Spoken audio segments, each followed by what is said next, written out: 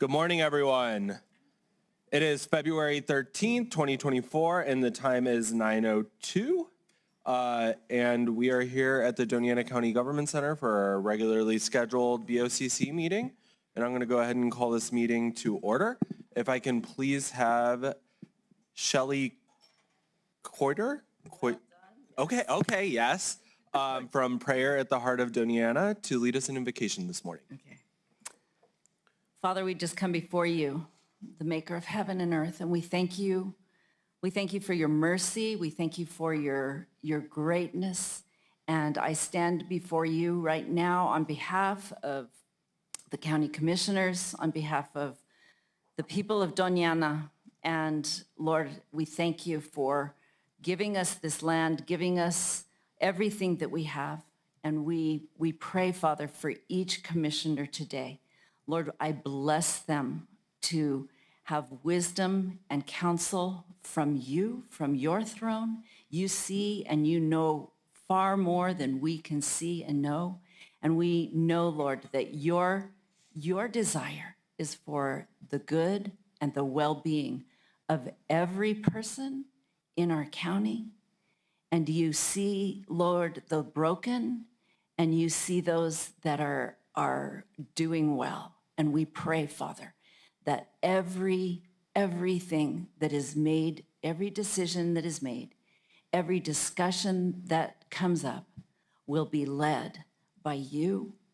And we welcome you. We welcome you to this meeting as well. And I bless everyone according to your blessing that you told Aaron to bless. The Lord bless you and keep you and make his face to shine on you and lift his countenance, look us in the face, Lord, and give us your peace and your wisdom and your counsel. And we pray this all in your precious, precious name. In Jesus' name, amen. Thank you. And now we're going to go ahead and stand for the Pledge of Allegiance, please. I pledge allegiance to the flag of the United States of America and to the republic for which it stands, one nation, under God, indivisible, with liberty and justice for all. Thank you, Brandy. If we can please get a roll call for determination of quorum, please. Commissioner Reynolds, Commissioner Chaparro, Present. Commissioner Sanchez, Present. Vice Chair Murillo, Chair Shaljo Hernandez. Here. We do have quorum, 3 out of 5. So the county commission convenes as the Board of County Commission and the Board of Finance in open session. Mr. Macias, is there any changes to the agenda today? Good morning, Mr. Chairman. I don't have any changes to the agenda, but I understand that there could be some movement of items off the agenda. Mr. Chairman, sorry, trying to pull up the numbers here. I would like to request that items number 51 I would like to make a motion that we move agenda item number 51 to the next scheduled meeting, which is February 27th, 2024. Okay, we have a motion to move item number 51 under approvals to the next regularly scheduled meeting. Is there a second? I'll go ahead and second. Brandy, if I can get a roll call on the amended agenda. Commissioner Chaparro, Yes. Commissioner Sanchez, Yes. Chair Shaljo Hernandez. Yes. Motion carries. We have amended the agenda. We are now down to 52 items today on our agenda. Slowly dwindling it. Any other changes to the agenda? Seeing none. No, sir.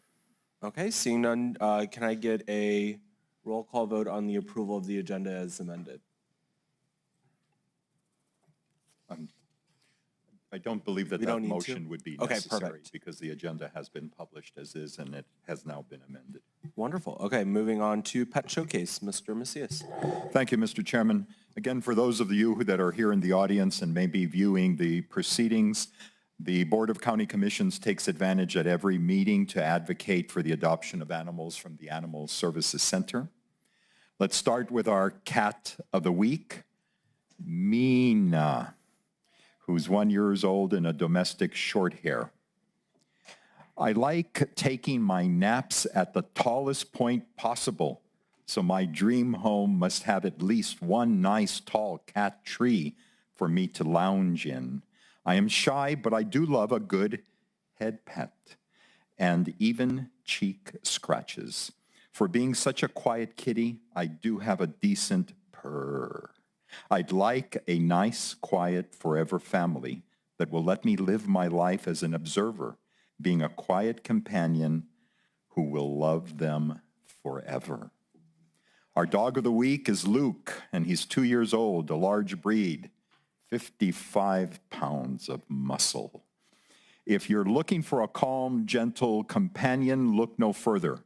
I'm an attentive and affectionate boy who just wants cuddles, kisses, and treats. I'm such a good boy. I even got to go to the senior center and did amazing with all of the residents. All I want is a loving family to whom I can devote myself to. I'd love to go on nice, leisurely walks and then finish the day getting pets and cozying up to my people.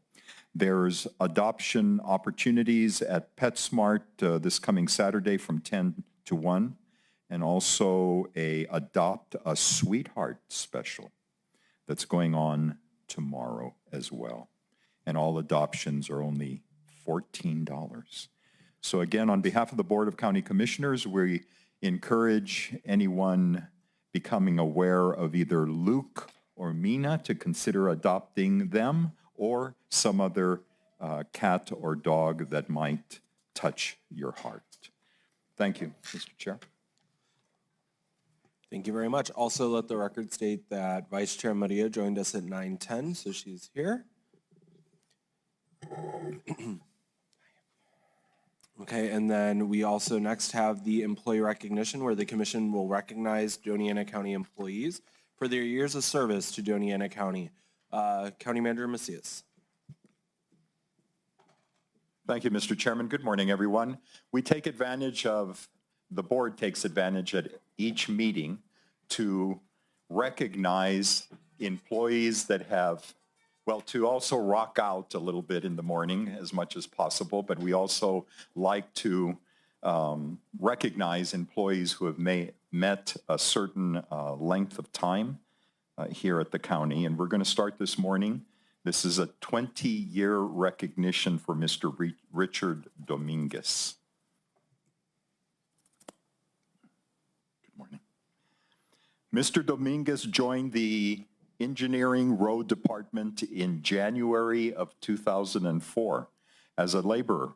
In April of that same year, he was promoted to equipment operator. In 2008, he was promoted to, in a very specialized important role here at the county, a heavy equipment operator, which is his current role. Helping maintain and repair unpaved roads, Mr. Dominguez consistently demonstrates his ability as an excellent operator and takes pride in completing each assignment efficiently and effectively. He enjoys collaborating with the team and is also tasked with teaching and mentoring new employees. In his free time, he enjoys hunting, fishing, camping, and spending time with his grandchildren. He especially enjoys supporting them at their sporting events. So he even tries to bat for, his grandchildren. Please join us in thanking Mr. Dominguez for 20 years of dedicated service to the residents of Doña County and congratulating him on his work anniversary. Mr. Richard Dominguez, 20 years of commitment to the public.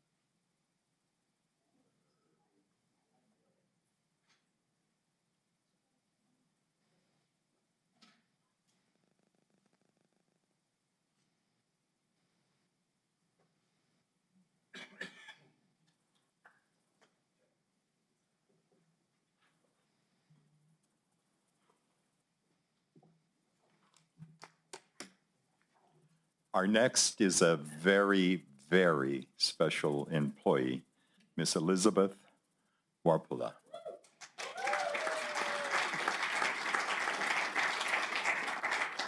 See, you brought all of your cheering section. Liz joined Doña County as a temporary employee in the finance department in 2004, 20 years ago. In October of that year, she became a full-time administrative assistant for the department. In this key role, she processes most of the paperwork for the finance department. Though always busy, she's known for being a strong team player and sharing her knowledge whenever colleagues have questions. She is also a friendly and reliable coworker with a keen sense of humor. When asked about her day, she commonly replies, "Living the dream. Nightmares are also dreams."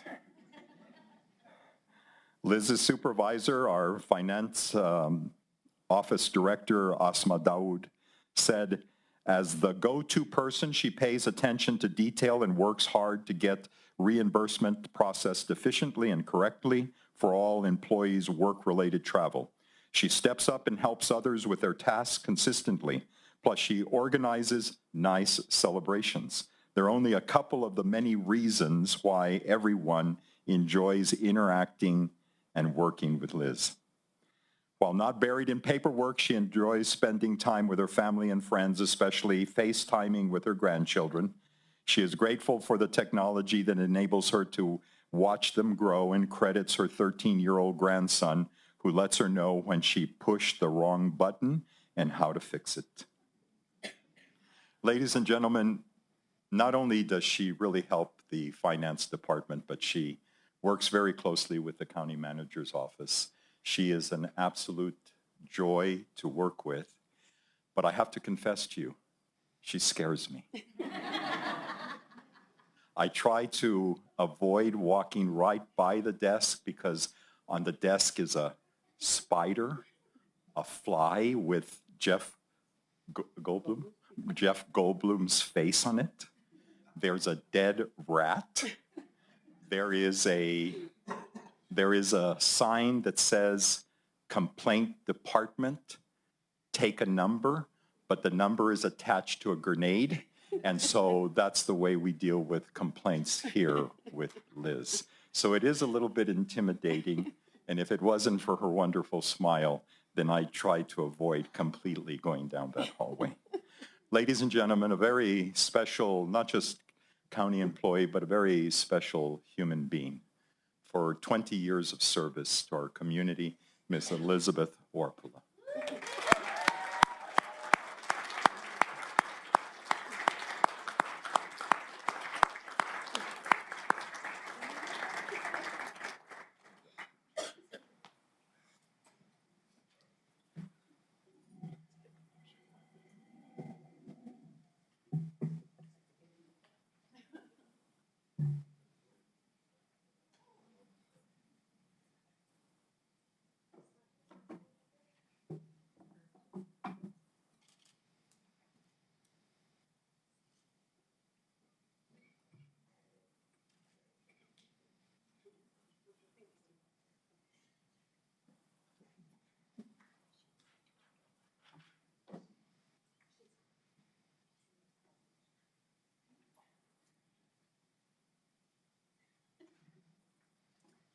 Our final honoree this morning, again for 20 years of service, Ms. Angelica Valenzuela.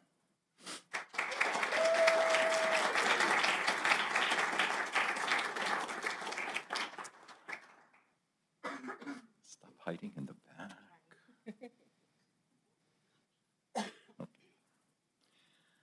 Ms. Valenzuela joined the clerk's office in 2004 as a document technician assigned to recording and filing, where she was always willing to lend a helping hand. In 2013, she took on a temporary assignment as acting supervisor of recording and filing, and soon was promoted to that role. She supervises projects and daily recording and filing tasks while sharing her knowledge with colleagues and the public about the property and review statute. Ms. Valenzuela also plans upcoming projects and guides next steps on current ones, ensuring documents are properly recorded and stored. She is most proud of the record and filing staff. Their dedication to the work and the team shows as they give 100% every day to accomplish shared goals. She is also proud of the work they did to preserve the county's history and ensure recorded documents are safeguarded and available long after she's gone through various record retention and preservation projects. While not preserving history, she enjoys spending time with her 3-year-old grandson, Legend, who helped her find her newest hidden talent, communicating like a 3-year-old. Okay, let's hear that voice. That 3-year-old voice. Yeah, the baby voice. Let's hear it. Yeah, let's hear it. Actually, no. I'm sure it helps promote communication among the county employees. Ladies and gentlemen, a very special, dedicated individual, Miss Angelica Valenzuela.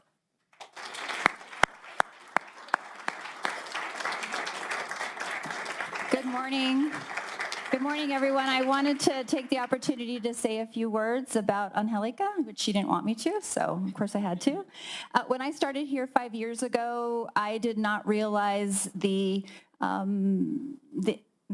won't say chaos, but there was a lot going on. But what I realized soon after that was Angelica is a constant source of calm, historical knowledge, support for the staff, and always keeping the work and the integrity of the work at the highest level. I often, what would Angelica do? You know, we have that, because she is that good. We are so fortunate to have her in our office. As you can tell, our staff is here supporting her. She is such a gem, and the county is so lucky to have her.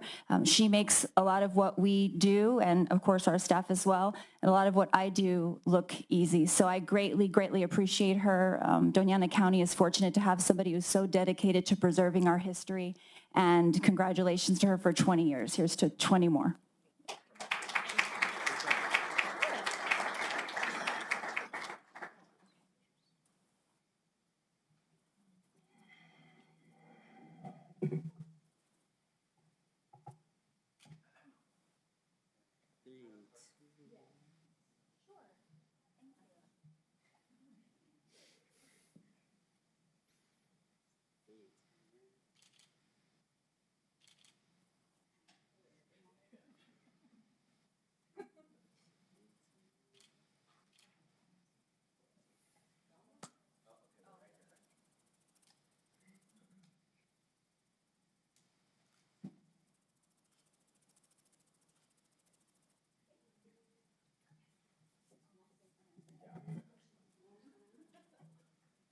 Thank you, Mr. Chairman. That completes our employee recognition. Thank you. Okay, next up we do have public comment. Okay, we'll wait for the mass exodus to happen. Great. Thank you all.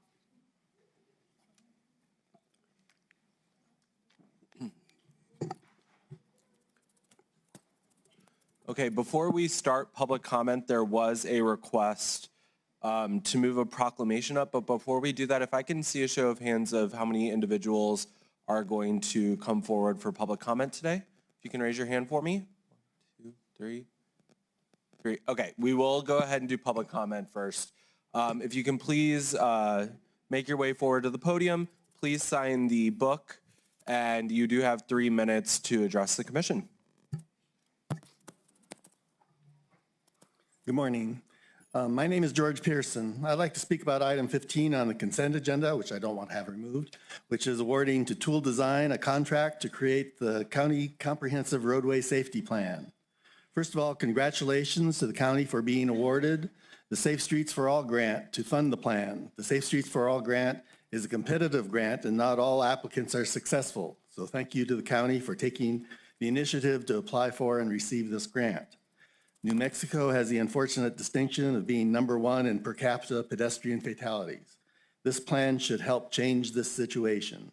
Active transportation is an important solution to help not only with climate change issues, but with health and economics. car ownership costs a family about $10,000 a year.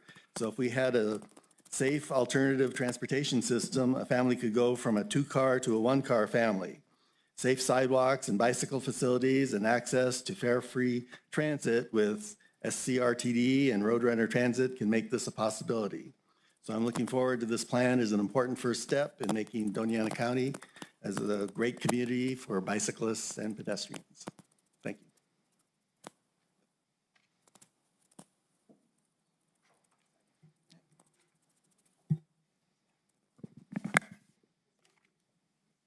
Good morning. As I requested at least 30 more seconds, thank you. Good morning, Chair, Commissioner, staff, and public. My name is Yoli Diaz. I will begin with my asks. There are 4. 1, I ask that you put the issues of accessing hospital care at Memorial Medical Center on your next agenda again, since there's now a new chair and a new vice chair. 2, I am again requesting a meeting with each commissioner. 3, since I have continued to receive calls from residents who need to access cancer treatment, a potentially fatal disease, I'm asking each of you again to please consider the healthcare fund proposal I provided you in October 2023. 4, create a joint powers agreement with Doña County similar to the Animal Service Center to provide health and human services and/or oversight in healthcare jointly. I believe that Memorial Medical Center C-suite of LifePoint/Apollo Global Management denying and delaying cancer treatment of chemotherapy and radiation and other needed healthcare services to residents is atrocious, barbaric, and illegal, according to the lease between City of Las Cruces and Doña County and them, and according to NMSA 1978, Chapter 27, Article 5, as a private equity firm operation. They are a profit-driven, price-gouging business with aggressive collection practices, predatory billing, and very high charge-to-cost ratios, known as markups. Why do I say this? Let me explain. The severely disabled resident in the Doña County Healthcare Assistance Program, the county's indigent program, I talked about in the September 12th, 2023 commissioner meeting, recently received a bill for $5,966 from a collection agency.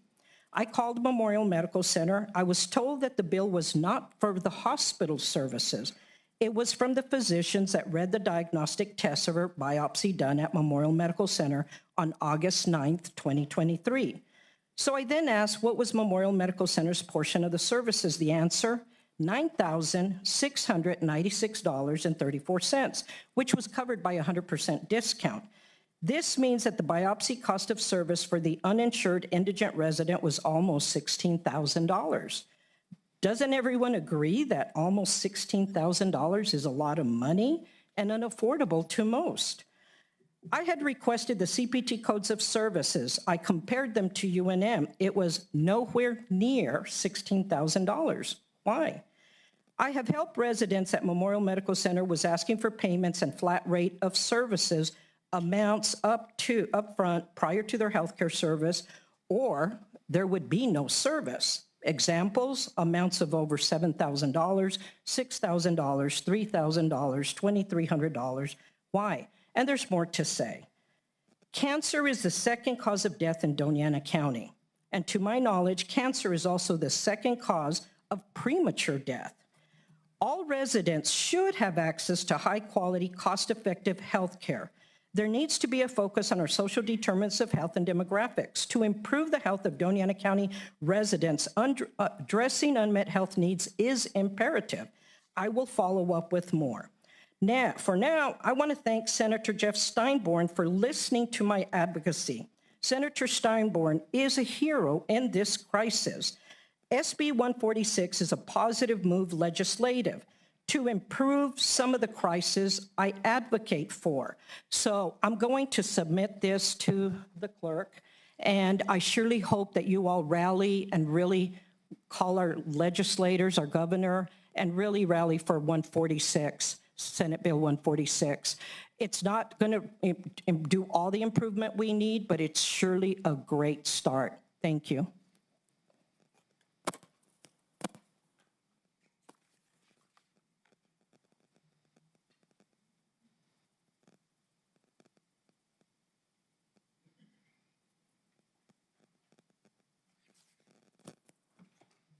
Good morning, Commissioners. Name is Michael Simmons. We'll make this pretty short and sweet. It comes to my remembrance that I believe that Doña County is a sanctuary county. According to the Center for Immigration Studies, it says it is. Sun News is a little bit confused as to what the status is. Given the border situation we see ourselves with, it'd be my request that the commission would clarify what the status of Doña County is with regard to immigration and to follow national and state immigration laws. And I thank you for your time. Okay, anyone else for public input? As seeing none, we're going to move on to, oh, yes, of course.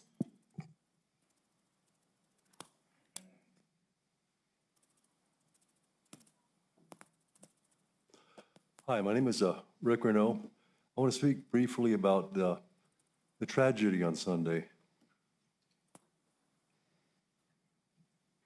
You know, I've been going to city council meetings for the past 2 years and heard people, first-timers, to be at public comment, talk about outlandish crime stories and vandalism for 2 years. And what's going on in the legislature?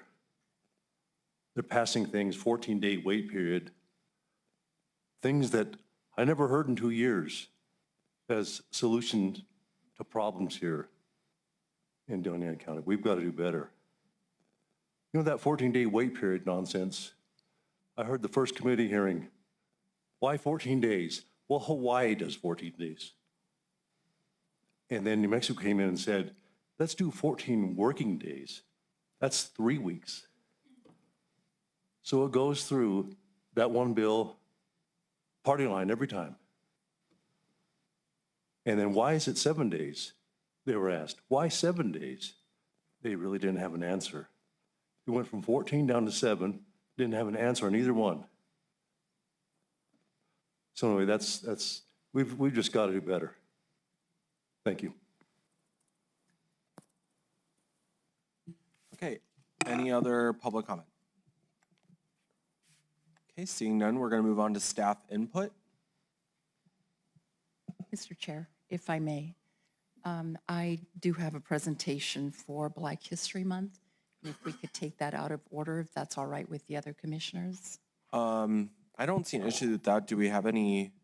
I don't believe that we have any staff input. Okay, thank you. We have 2 others that shouldn't take too long. Commissioner Chapato, can we get through that and then do? Yes, thank Okay. you. County elected officials input. I see. There we go. Welcome, assessor.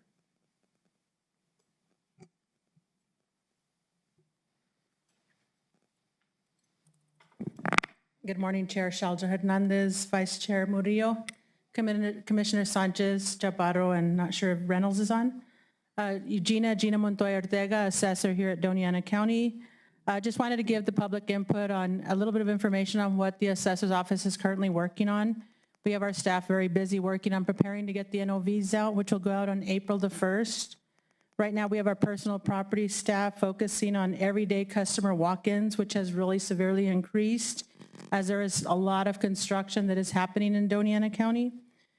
Our business personal property people are also focusing on the business personal property forms that are due February the 29th. So people that do currently have a business and or livestock assets for your business, please do not forget to return your business personal property tax forms by February the 29th, as well as people with livestock. Our appraisal staff is busy setting values. Once again, this all ties down to we are focusing on our NOVs, getting them out on April the 1st. So just wanted to let people know if they need anything from the assessor's office there, we are here to assist them. So please don't hesitate to reach out. So thank you. Thank you. Any other elected official comment? Seeing none, commission input? Mr. Chair, Yes, Madam. thank you. Commissioner Chapato. Ladies and gentlemen, I had a crew meeting last night, and it was very late when I was coming home, about 9:30, 10, I can't remember the call or the time. And as I was coming home, once I hit the first bridge out of, I believe it was the Red Road area. Every bridge I passed, there were officers lining up the bridges and people who had vehicles along the highway. And at first I didn't realize what it was, but it was in honor of Officer Hernandez, whom we lost a couple of days ago.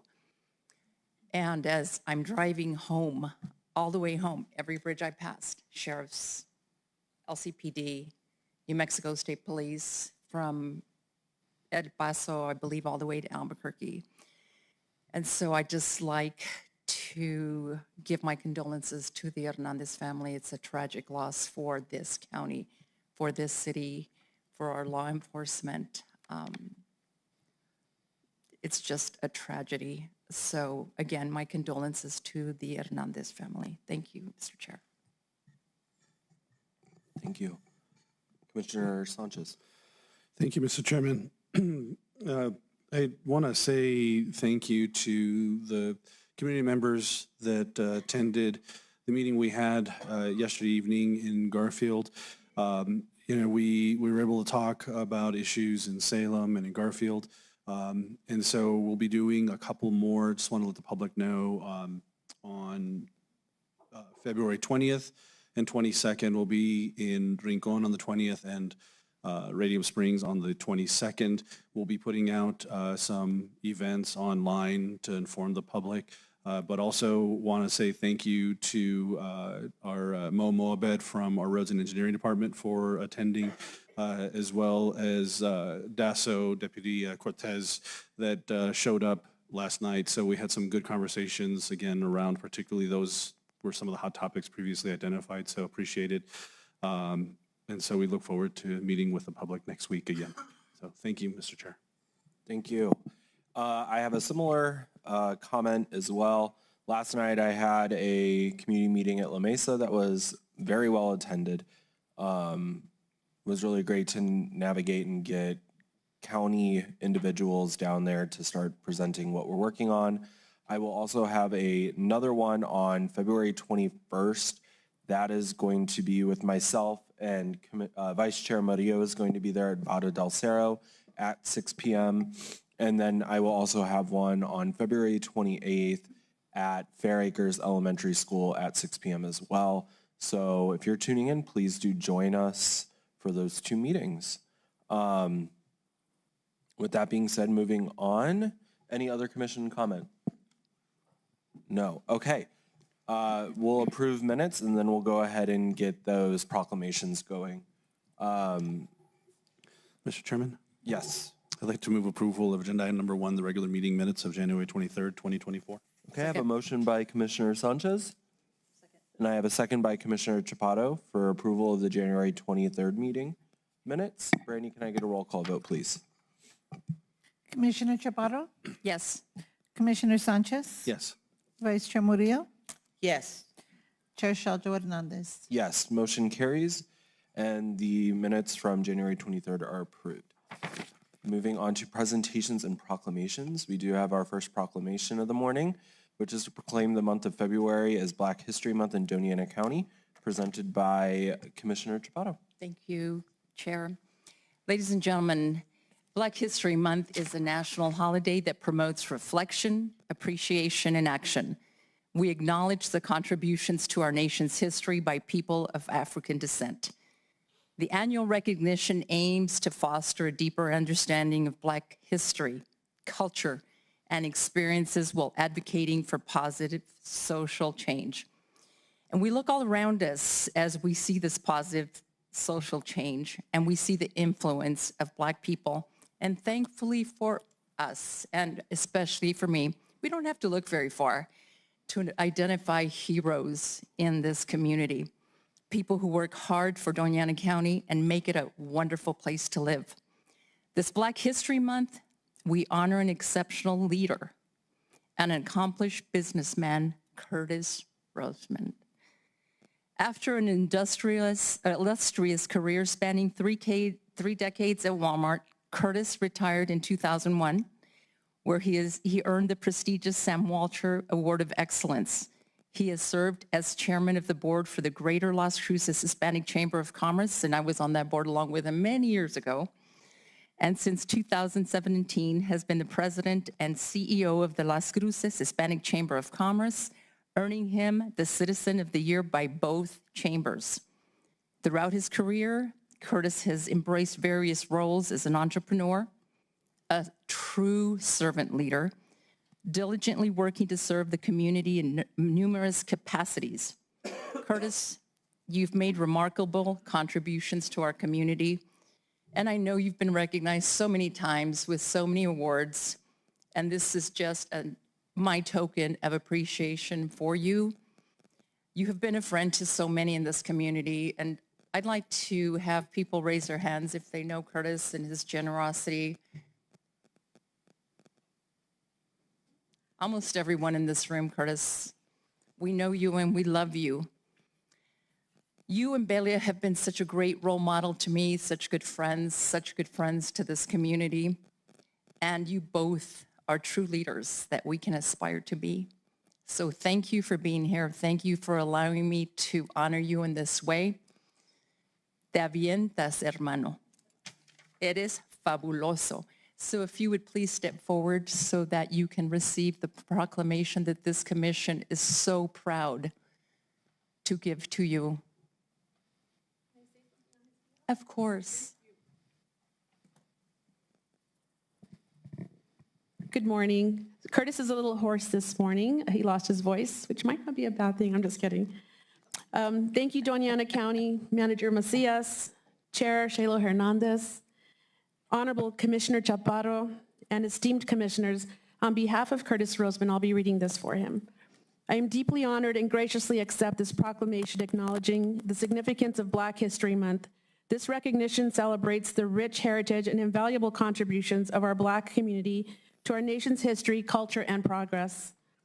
It also serves as a reminder of our ongoing journey toward equality and the significance of commemorating not only the contributions, but the many struggles and achievements of African Americans throughout history.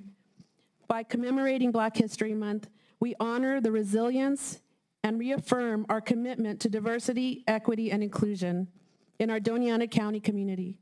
We acknowledge the pivotal role that African Americans have played and continue to play in shaping our society, and we are dedicated to promoting awareness, understanding, and appreciation of Black history and culture, and to advancing equity and justice for all. From the depths of my heart, thank you for this meaningful acknowledgement. Curtis Roseman. Thank you very much, everybody. Thank you. Thank you. Mr. Macias? One second. Oh. We're going to give you something, Curtis. Yeah, don't go away. Mr. Macias, if you'll read the proclamation for us. Thank you, Mr. Chairman. Whereas each year in February, the country celebrates Black History Month to honor the contributions Black people have made to the cultural, economic, and social makeup of the nation. And whereas during Black History Month, it is fitting to recognize the exemplary and consistent leadership of Curtis Roseman, an extraordinary leader and accomplished businessman who has displayed unwavering commitment to Doña County and its residents. And whereas while Curtis Roseman's career with Walmart spanned 3 decades, he also loaned his energy and expertise to serve the community with roles where he served at the state level as the executive advisor of the New Mexico Office of African American Affairs, state commissioner for the Martin Luther King Jr. Commission, leading the Doña County NAACP branch, serving on committees and boards, philanthropic efforts with the Las Cruces School Board Foundation, and helping with different organizations that benefit the youth. And whereas because of his involvement in various educational, nonprofit, and cultural causes, Curtis Roseman has been honored for his efforts to create racial harmony and numerous other awards, such as some of which were Hometown Hero, Lifetime Achievement, and having September 4th, 2012, proclaimed as Curtis Roseman Day by the city of Las Cruces. And whereas in honor of this year's Black History Month recognition, we are thankful for Curtis Roseman and celebrate his leadership and dedication to our community. His acts of kindness and demonstration of a servant's heart make his legacy in Doña Ana County and the state of New Mexico one that will last forever.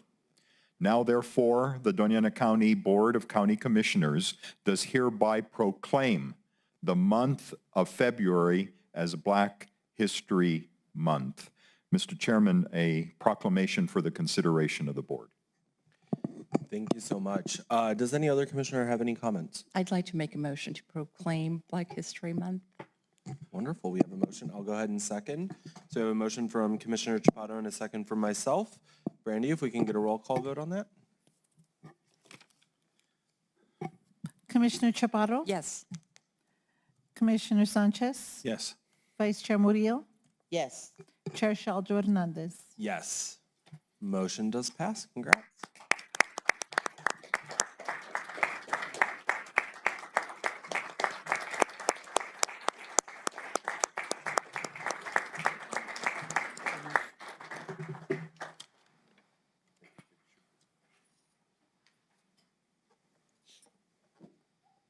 Wheelchair's like my comfort fidget.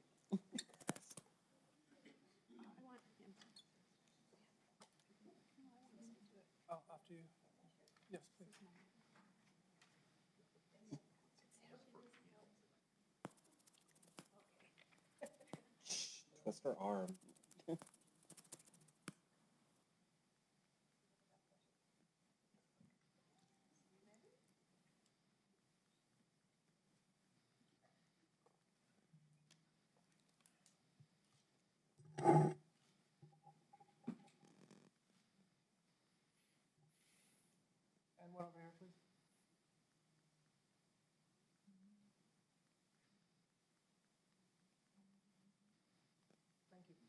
Very cool look. Doesn't make sound.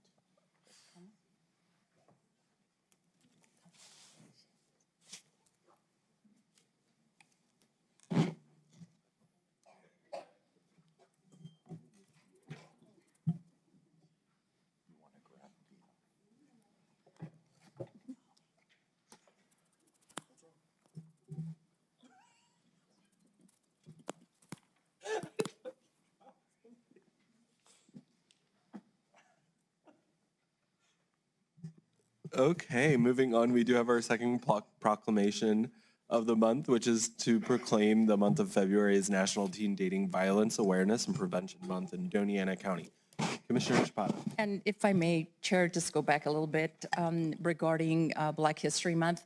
NMSU will have several celebrations regarding Black History Month, commencing February 1st with Do You Love Fashion Show, February 4th through 10th, Black Program Sponsored Trip University of New Mexico Black Cultural Conference, February 11th through 17th, NMSU Black Student Association Black Love Movie Night, recognition of Anita Maxwell Skipper, Black Student Association, NMSU Black Student Association Night, One Love at Singapore 10, Bringing the Gap Variety Show sponsored by DJ Black, Men of Color, and NAACP, February 18th through 24th, celebrating the first proclamations and recognition of NMSU and Las Cruces significant Afro-American Black firsts, recognition of Dr. McKinley Boston and celebrating first at a men's basketball game, NMSU Black Association Black Programs Esports Fundraiser, February 25th through 29th, community meet and greet for Justin Ballinger and Black Programs, and LGBT plus Marsh P. Johnson Craft Night.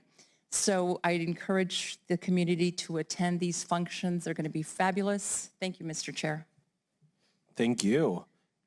Commissioner Chaparro again for your proclamation. Ladies and gentlemen, and this next award is for La Casa, and I see Ms. Ransom here.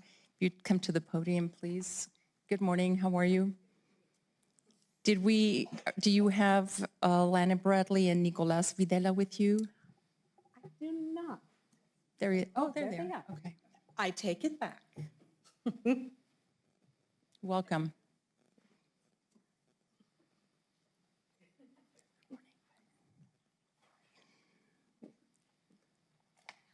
Ladies and gentlemen, February is a month of love with St. Valentine's Day in it. It is also the month to build awareness around healthy relationships, especially among teens. Let's show our support and join survivors with this clear message that reminds everyone that love is respect and that we're not alone. Support is close by and justice is within reach. Dating teen violence can include physical violence, sexual violence, psychological aggression, or stalking. If you or someone you know is involved in an abusive relationship, please find immediate and confidential support at the National Domestic Violence Hotline, loveisrespect.org, 866-331-9471, or you can text Love Is to 22522. The American Academy of Pediatrics recommends that parents know what's going on to learn the myths and the facts about dating violence. The teens who are abused usually don't talk about it, and that's where La Casa steps in. And there are always warning signs of abuse. We must teach our teenagers that respect is the most important thing about a dating relationship or in any relationship. Respect is first and foremost. And let's learn how to talk to our children about dating violence. We must find tools and training and resources with the community. And we have a presentation today. And so when I called La Casa to talk about teenage dating prevention or violence prevention, I was so happy to find out that Nicholas is, I think it's the first program that was started in Hatch, where he is going into the community and talking to youth about respect with dating and what domestic violence is and how to support each other. So Nicholas, would you like to say a few words about that? And thank you so much for doing that. I know it's the first for Doña County. I'd like to thank everybody for being here. Thank you, commissioners, for welcoming us. So the program is called Coaching Boys into Men, and the initiative is to, again, promote healthy relationships among teenagers. And we thought it was a great idea, being that the prevalence of domestic violence in the southern region of New Mexico. So we thought that it would be a great opportunity to teach young men how to treat the community, to treat each other, and how to have respectful and healthy relationships. So we thought it would be a positive way to promote that with the community. Thank you, and thank you for being such a great mentor. I found it very unusual, but so heartwarming because I've been around it for so long regarding the board and the courts, and just know that you're making a difference. So thank you. Thank you. Wonderful. Mr. Macias, if you'd like to read the proclamation for us. Thank you, Mr. Chairman. Whereas in February, we celebrate National Teen Dating Violence Awareness and Prevention Month. We support and want to promote healthy relationships and join survivors with the clear message, you are not alone, support is close by, and justice is within reach. And whereas abuse comes in many forms, and most people think of sexual violence only, however, abuse also includes yelling, swearing, put-downs, and threats. It can be being pushed around or hit, and it can be controlling, bossy, and bullying behavior. And whereas data from the Center for Disease Control's Youth Risk Behavior Survey in 2019 showed that around 12% of American high schoolers experience physical or sexual violence at the hands of an intimate partner. Young women, transgender teens, and gender nonconforming youth are disproportionately affected.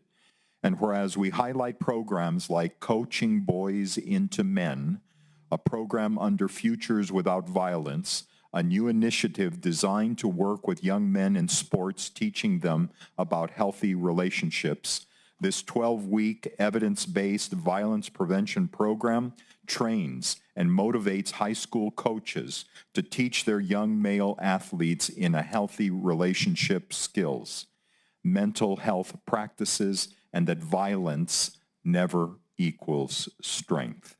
And whereas we ask constituents to join us in supporting healthy, nonviolent relationships that help reduce teen dating violence and prevents its harmful, long-lasting effects on individuals, their families, and our community. Now, therefore, the Doña County Board of County Commissioners does hereby proclaim the month of February as Teen Dating Violence Awareness Month. Mr. Chairman, a proclamation for the board's consideration. Thank you. Do we Make a hear? motion. Thank you. We have a motion by Commissioner Chaparro. Second. We have a second by Vice Chair Murillo. Any other comments by the commission?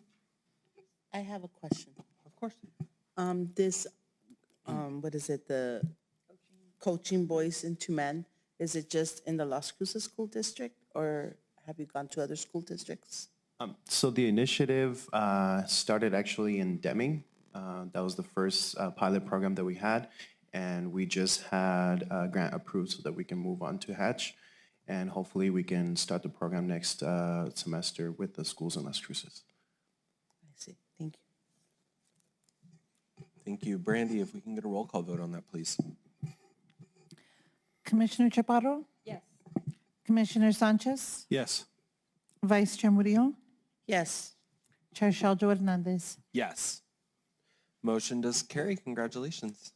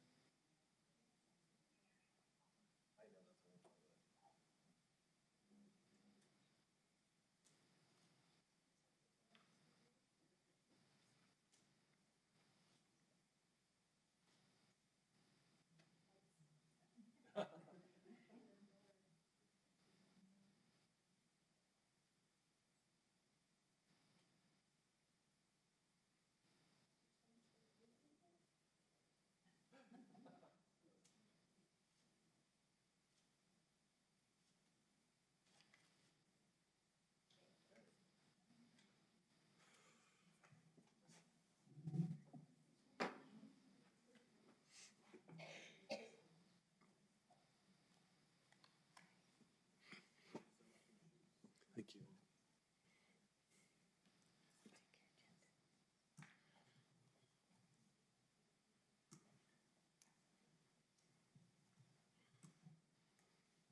Okay, moving on, we do have our final proclamation for the morning, which is with Commissioner Sanchez, and that is to proclaim February 28th through the 24th of 2024 as National Engineers Week in Doña County. Thank you. And Mr. Chairman, I'd like to move approval of agenda item number 4. Okay, we have a approval of agenda item 4. Do we have a second? I have Second. second. Thank Okay, you. we have a motion and a second. Sorry about that. I just thought we'd get it over first before we Okay. start.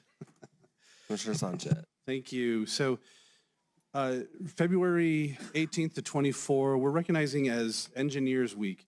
It's an annual celebration that recognizes the contribution of engineers and encourages future generations to pursue careers in engineering. As an engineer myself, I appreciate and really this acknowledgement and recognize the work that engineers do here locally and across the world. I'd like to especially honor the engineers that work for Doña County. If you wouldn't mind, I'd like to give them a round of applause. I know they're not all here, but if you don't mind.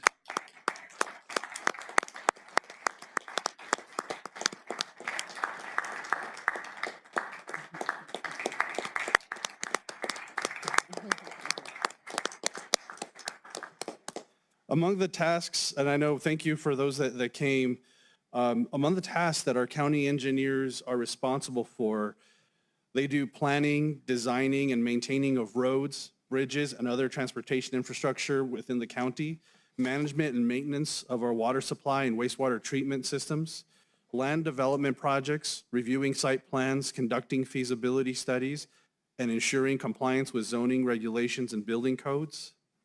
Design and maintenance of critical infrastructure systems that support public safety, such as communication networks and emergency response facilities. Oversee the design, construction, and maintenance of county-owned facilities such as government buildings, parks, and recreational facilities, and managing public works projects such as street lighting, solid waste management, utility infrastructure, and flood prevention. One of our partners, El Paso Electric, is also here. They have 123 engineers dedicated to serving the communities where they live and work. As a regional energy provider with the responsibility of providing safe and reliable energy to more than 460,000 customers, El Paso Electric understands the crucial roles our engineers play every day in transforming the energy landscape. In partnership with the El Paso Electric staff, El Paso Electric engineers are designing the future that will enable electrification, more renewable energy within their portfolio, and brighter energy future for everybody. And even as they grow the future, even today, they work on transmission, distribution, power generation. I think we're very, very appreciative whenever we go to the wall and hit that light switch that everything comes on.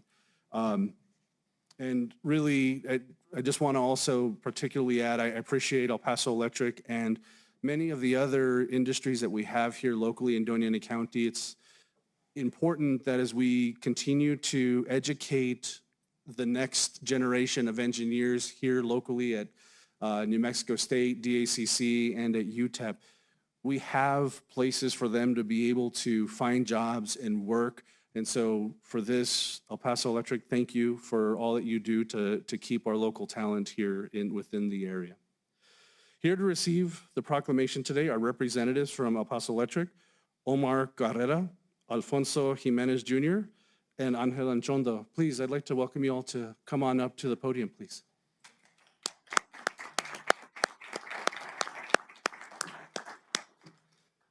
And if you'd like, introduce yourselves, and if you have a few words to say, I welcome you all to do so. Yes, my name is Angel Anchondo, and I have a small little statement here. Good morning, Chair Chaljo Hernandez and commissioners. I am Angel Anchondo, an engineer proudly representing El Paso Electric. I extend my gratitude to Doña County commissioners for their recognition of National Engineering Week, with a special thank you to Commissioner Sanchez for sponsoring the proclamation.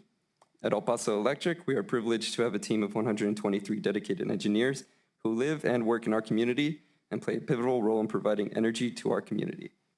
As a distribution design engineer, I work very hard every day to pave the way for electrification throughout Doña County. It is said with little contest that being a part of a utility company is the most involved an engineer can be with the public. I've dreamt about being an engineer ever since I was a child, and I am honored to be here today representing El Paso Electric. Together, we are committing to powering progress and shaping a brighter future for Doña County and beyond. Thank you for your time. Thank you. My name is Omar Carrera. I'm a distribution design engineer. I've been with El Paso Electric for 14 years, and thank you very much for your time. Thank you. Hello, I'm Alfonso Jimenez. I'm with the same department. I'm grateful to be here. Thank you all. Thank you for joining us. Mr. Macias, if you would read the proclamation, please. Thank you. With your permission, Mr. Chairman. Whereas February 18th through the 24th of 2024 is recognized as National Engineers Week to honor the nation's engineers in all fields who use their knowledge and skills in innovative ways to fulfill our society's need and ensure a diverse and well-educated future engineering workforce. And whereas engineers serve as role models and sources of inspiration to our students and community to realize the power of their knowledge and demonstrate how applying science, technology, and innovation can aid in solving complex problems. And whereas engineers help shape our community and improve the quality of life for all people by increasing understanding of engineers and reinforcing the importance of engineering and technology career persons to our day-to-day living, we can inspire interest in engineering in the youth. And whereas engineers in Doña County help make our community a great place to live, an easy place to navigate, and attractive for growth and development by providing efficient operation and development of essential infrastructure and services that support the well-being of residents within the county. And whereas we celebrate all the engineers in our region because of their work, not only to do the systems and structures we need and use most function at optimal levels, but any deficiencies can be addressed quickly. And whereas we urge our community to join in celebrating the accomplishments of engineers and to support initiatives that highlight the value of current engineers and the bright future for prospective engineers. Now, therefore, the Doña County Board of Commissioners does hereby proclaim February 18th through the 24th of 2024 as National Engineers Week. Mr. Chairman, a proclamation for the consideration of the board. Wonderful. Thank you, Mr. Macias. Any other comments? Well, yes, Mr. Chair, if I may. Of course, Commissioner Chaparro. Engineers, I might have to pick your brain. I'm doing the electrical portion of my house and I'm putting in an EV charger. And so if you can probably guide me to the best that I can get. So I might be picking your brains later. Thank you and congratulations. Thank you. Do you have a rebate? Yes, and Commissioner Chaparro, actually, they'll pass electric for as part of their transportation electrification plan. They have an amazing website. They do have rebates on chargers. They also have a whole home rider rate for anybody that is purchasing an EV or a plug-in hybrid. So they do have some really amazing programs through Thank you, Paso Electric. Commissioner Sanchez. I think I'll be making that call later today before they finish. Thank you. Wonderful. Thank you. Brandy, roll call vote, please. Commissioner Chaparro? Yes. Commissioner Sanchez? Yes. Vice Chair Murillo? Yes. Chair Shaljo Hernandez? Yes. Motion does carry. Congratulations.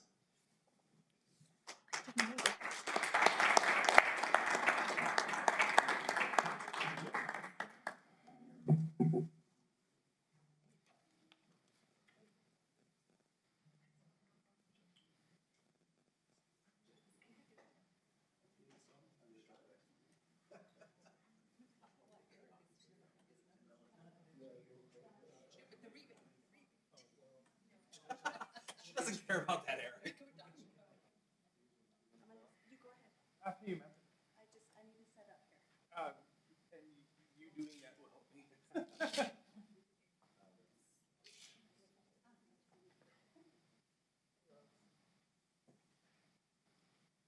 Okay, I will go first.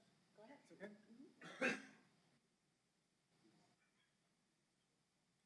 The camera's silent, so I am taking pictures.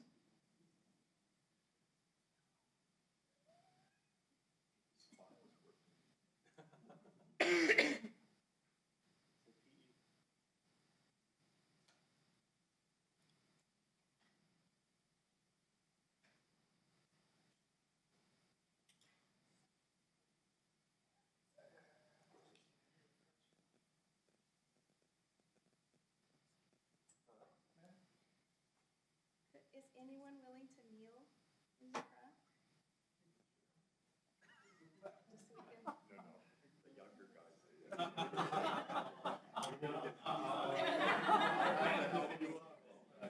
Engineers, build a pyramid.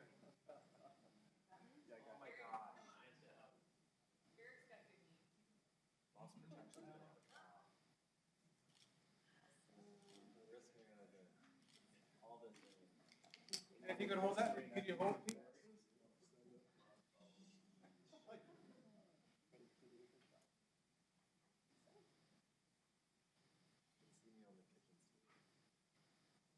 Thank you. Wonderful. Thank you.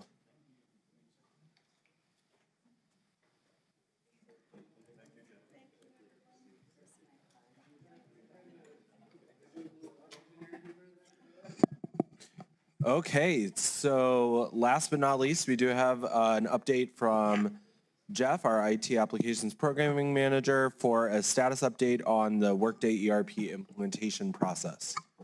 That was a mouthful. Welcome. Thank you. If I could get my presentation up. Second one, there we go. All right, thank you. So Chair Shalja Hernandez, commissioners, as you remember a year ago, you approved the implementation of a new ERP system to replace our old dated ERP system. We've been engaged in that project now for basically a year. This is the timeline that you've seen before. You can see now that we're in the middle of end-to-end testing. In fact, we're actually very close to the end of end-to-end testing, which I will show you in a few moments. But at the end of the E2E stage is the creation of a new copy of the application with all of the changes that we have requested through the testing process. We are still planning our go live on mid-June for payroll and July 1st for finance operations. So end-to-end testing, it's basically a process where we start by writing scenarios. What happens when I do this? What should happen when I do this? So we spent over a month working on the scenario creation step. That was completed in early November.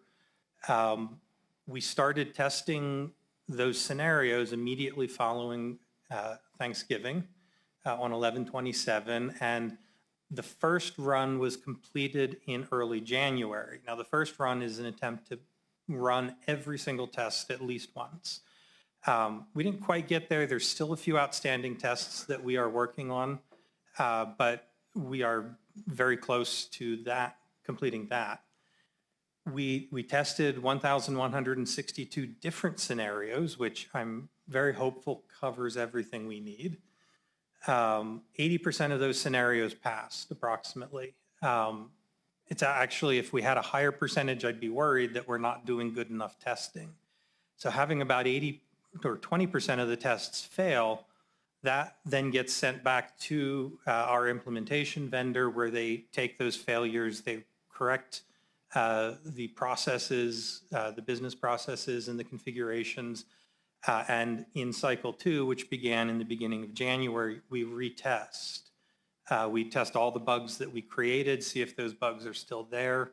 And if they are now working correctly, we remove them from the bug list.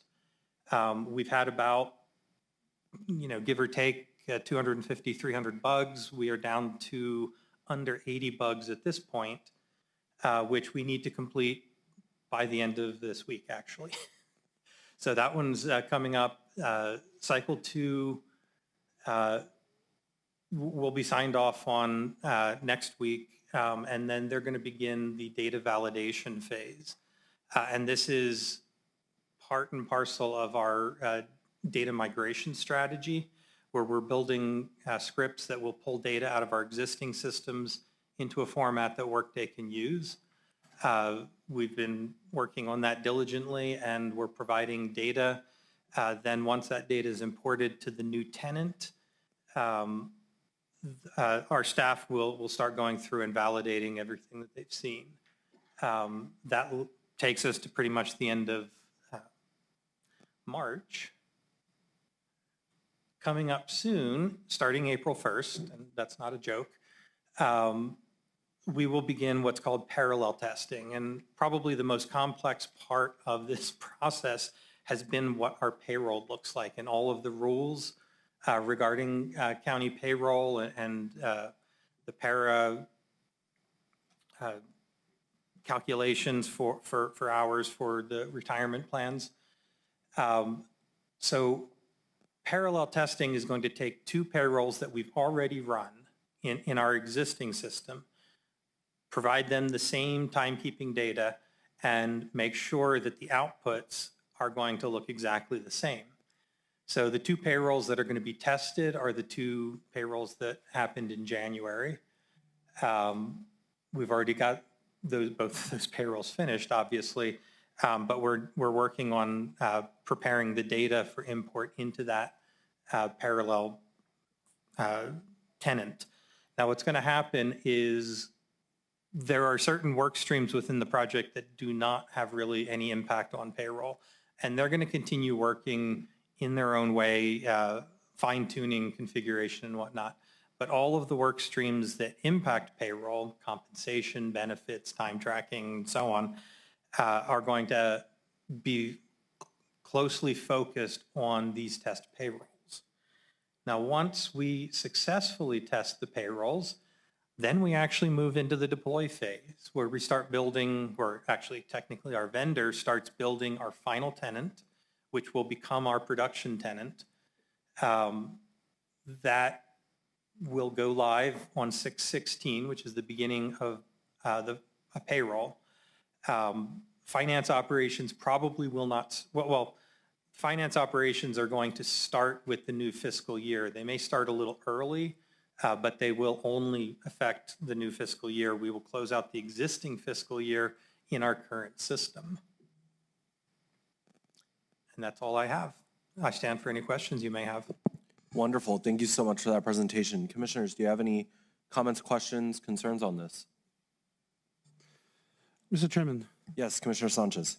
Mr. Brizzi, I'm just kind of curious if we've gotten any feedback as you're going through the testing system from the stakeholders that are testing it, especially given any comparisons to the existing banner ERP that we have?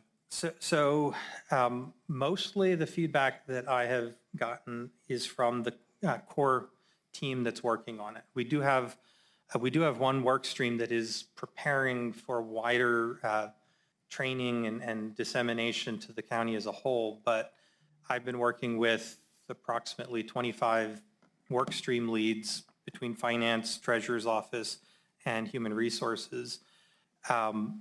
It's a challenge. I mean, it's different. And the biggest challenge is how different it is from how we do things. So we have dealt with issues that, there are concerns, or there have been concerns that, well, how does this process happen? That's come from, all of the teams and some level or another as they're learning the new way of doing things and having to adjust a little bit, because that's sort of inevitable. I think generally I've gotten positive responses from people. Again, there's always some concerns, and it's a huge change. We've been on Banner for 25 years. I'm not concerned. I think everybody that's been working on the project has been hugely supportive, even the ones that have come up with problems. I mean, the reality is if we find problems, we need to resolve them. So everybody on the team has been very productive. I've got a lot of good feedback. I've got a lot of critical feedback, things that need to change or modifications to processes that we need to review. But that's part and parcel of the whole process. Yeah. And I think that's what I'm kind of curious, and I think as we continue on with these updates, especially when we're going through the testing phases, you're working through the bugs, taking the feedback, making adjustments. I know there's definitely going to be a learning curve with it, but I just, I'm kind of curious, especially, as I said, as my hope is, kind of giving, like you said, with how long we've had Banner, but even the limitations we have with it, I'm kind of curious to see or hear, the feedback as we're moving towards something that hopefully will automate and make things a little easier, hopefully, moving forward. I think in most cases, we're going to see a huge difference there. There are pieces here and there, ins and outs, where the process may not get simpler in every case.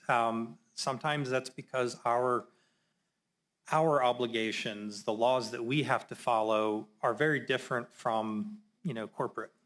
We have to, it looks different, and so there's changes there, and so there's changes that we need to adapt to, and there's changes that we need the application to adapt to us. Got it. Great. Well, thank you. I appreciate that information, and I said I'm excited for where we're continuing to move. So thank you. All right. Thank you, Mr. Chairman. Thank you.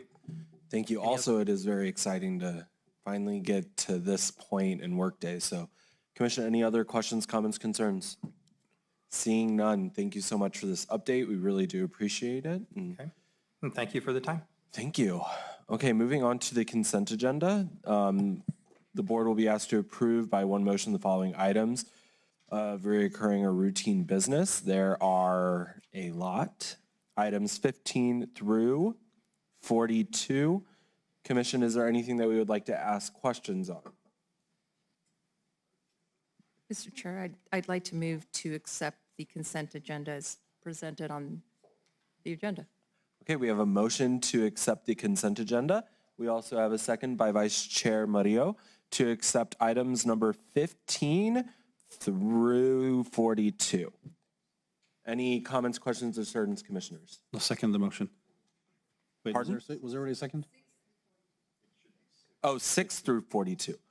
I didn't scroll up long enough on the agenda. I apologize. Commissioner? Was there already a second? There was. Okay, got it. Commissioner Just wanted to or make sure. Vice Chair Okay. Murillo. I didn't hear it. Thank you. Okay, Brandy, roll call vote. Commissioner Chaparro? Yes. Commissioner Sanchez? Yes. Vice Chair Murillo? Yes. Chair Shaljo Hernandez? Yes. Consent agenda does pass. Brandy, roll out those resolution numbers. All right, here we go.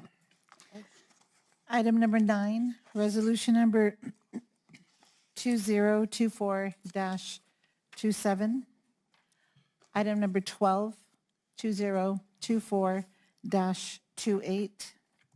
Item number 39, 2024-29. Item number 40, 2024-30. Item number 41, 2024-31. Oh, thank you. Sorry. And we're done. Wonderful. Thank you, Brandy. Okay, moving on, we do have a large number of approvals to go through. We have the first approval, which is a resolution presentation of the Doña County Audit Report of the fiscal year ending June 30th of 2023. We do have our Finance Director, Ozma Daywood.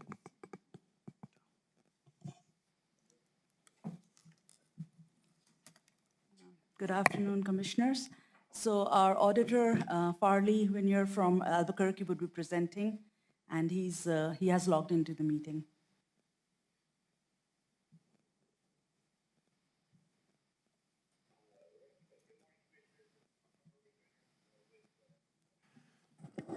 Mr. Chairman, we might ask him to stop because we're not hearing him very well.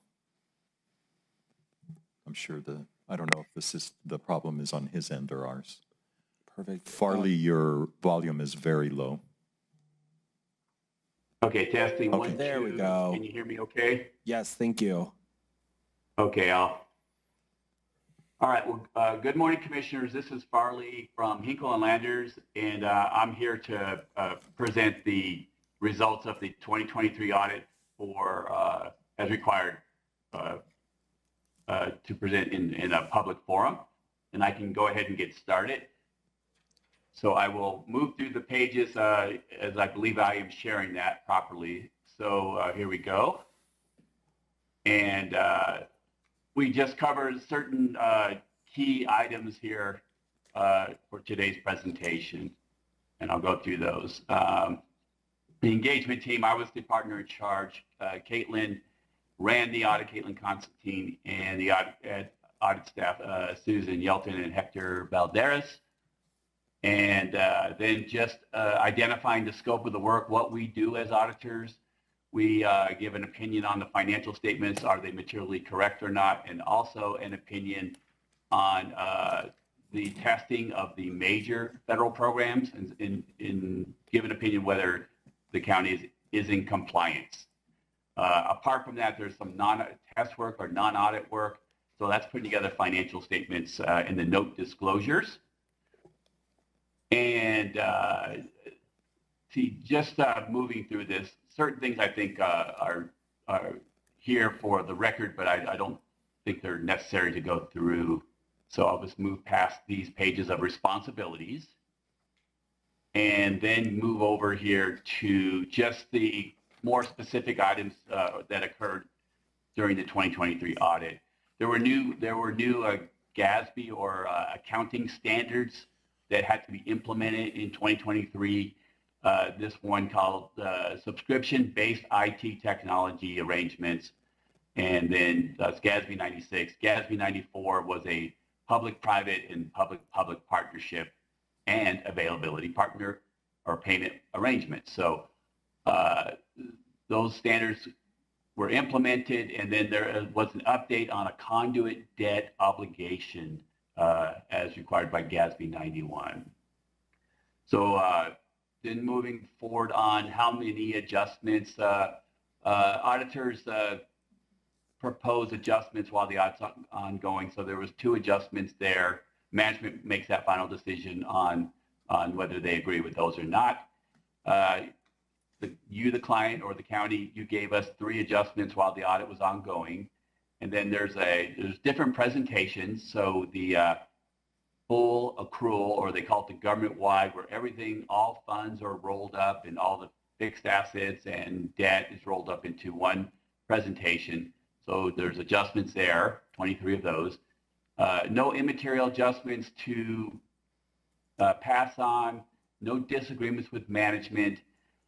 Management's consultation with other accounts don't believe that occurred, and did not discuss any issues before we started the audit. Difficulties performing the audit, no.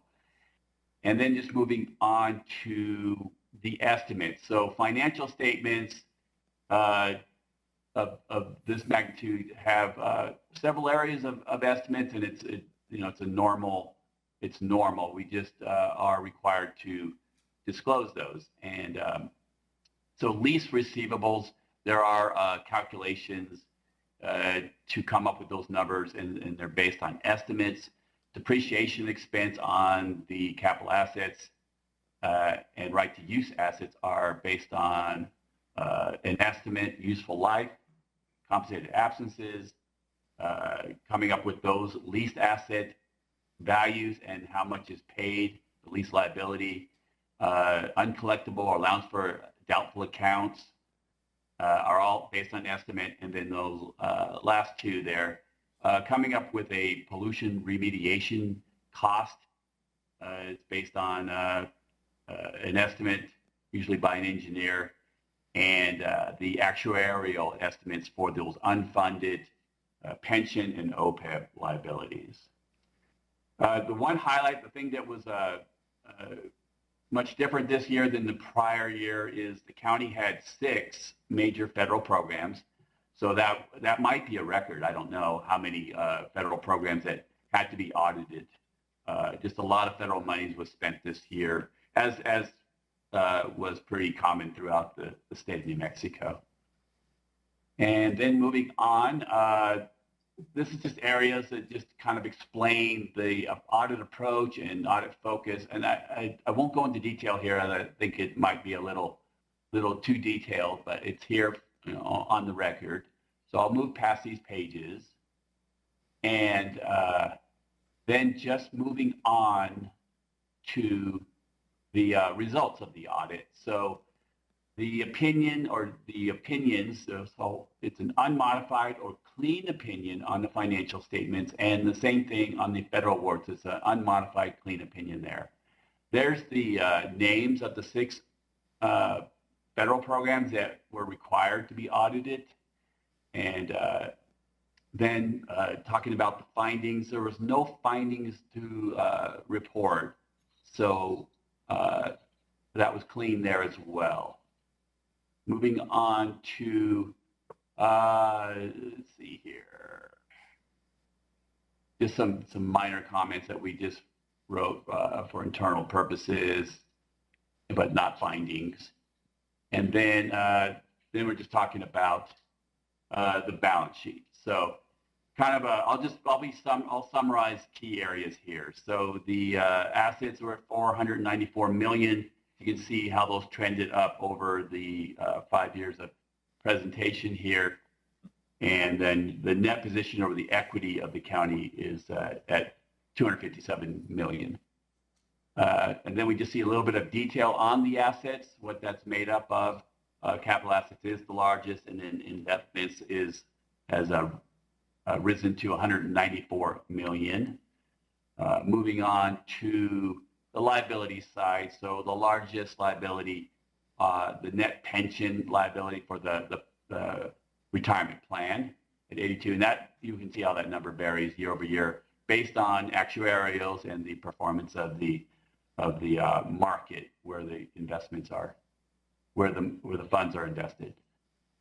And then moving on to equity, we just see the different categories of equity. So capital assets is the main portion of equity, and then you have restricted funds, and the unrestricted funds does show a deficit, and that's because you have those unfunded pension liabilities. And so at the very bottom line, you see a positive 61 million that's unrestricted when you pull out the unfunded pension liabilities or other related OPEB and things like that. And next page here is it's like change in depositions, like a profit and loss statement. So we just see the revenues at 230 million, expenses at 197 million. So you just see the activity. You can see the increase in revenues and expenses. So indicates the county is growing and is very busy. And then that $33 million increase, like a net profit. Details of the revenues, I'll just have these here. I don't feel like it's necessary unless anyone stops me and wants me to go into detail, but they're here for the record. The detail of the program revenues, the general revenues, and expenses by function. New accounting standards are here for future, for just a reference. The new standards are coming in all the time. And these are just little summaries of those standards. And other than that, I can stop and stand for any questions or discussion. Thank you for that presentation. Commissioners, any comments or questions? As seeing none, thank you for that wonderful presentation. So I move. There is a motion to accept the audit report for 2023, and I have a second by Vice Chair Murillo. Any other discussion, commissioners? Seeing none, Brandy, if we can get a roll call vote on that. Commissioner Chaparro? Yes. Commissioner Sanchez? Yes. Vice Chair Murillo? Yes. Chair Shaljo Hernandez? Yes, motion does carry. Audit report is approved. Moving on. That does have a resolution number? Yes, ma'am. That number is 2024-32. Thank you very much. I just wanted to say my hat's off to Aswa and her team, that you guys did amazing. I mean, to have 0 findings on budget speaks volumes. And I'm very, very proud of all of you. I mean, that's pretty awesome. Thank you. Thank you. Thank you. Okay, wonderful. Moving on, we do have item number 44, which is a resolution authorizing Doña Wellness Institute as the official health council for the county. We have our HHS director, Jamie Michael. Mr. Chair, Yes. I'd like to make a motion to approve the resolution for Doña Wellness Institute as the official health council for the county. Okay, we have a motion by Commissioner Chaparro. We do have a second by Vice Chair Murillo. Ms. Jamie. Good morning. Thank you, Morning. Jamie Michael, County's Health and Human Services Department. Pleased to be here this morning. The resolution, as you can see, it is designating the Wellness Institute to serve as the Health Council, and we have some information about that for you. And I also have my co-presenters with me today, Dr. John Andasola, Dr. Mary Alice Scott, Dr. Tara Winter, and we also have representatives from the New Mexico Department of Health with us, because they are our partners in this. Well, let me see if I can arrow down.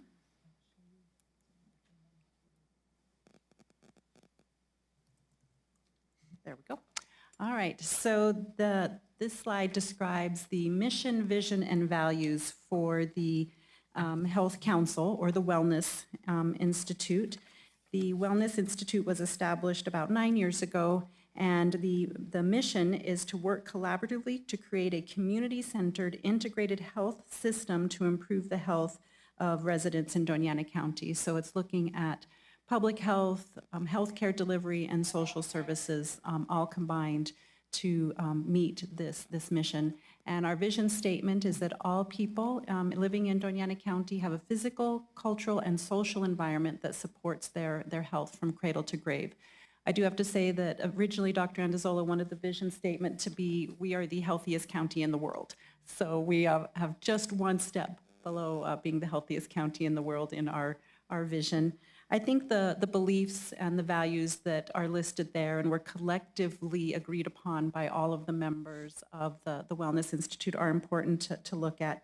So again, the belief that healthcare is a common goal, communities thrive when all people have access to high quality, cost-effective care. Effective health care integrates primary, behavioral, and oral health, again, really treating the whole person. Upstream factors or social drivers have the most profound impact on health. So looking at all of the social drivers and upstream versus just, do you have a doctor in your community? Do you have a hospital in your community? Because healthcare is much bigger than that. But we do need a robust healthcare system that is built on solid evidence and supported by sound data and policies. So the group does take time to look at data, seek out what data exists, and a lot of that data review is also focused on equity. So I'm going to turn it over to Dr. Scott, and she's going to go over some of our data that the Wellness Institute has and shares with the community. It's the arrow to the right arrow. All right. Thank you. Thank you. Thank you, commissioners, for the opportunity to present. I'm just going to give a few highlights of some of the data that we share with our communities and some of the data that we use to drive our work. I think one of the things that we look at is leading causes of death. And I would just note that many of these leading causes of death are largely preventable. Chronic disease and COVID-19 in particular that you see on this slide.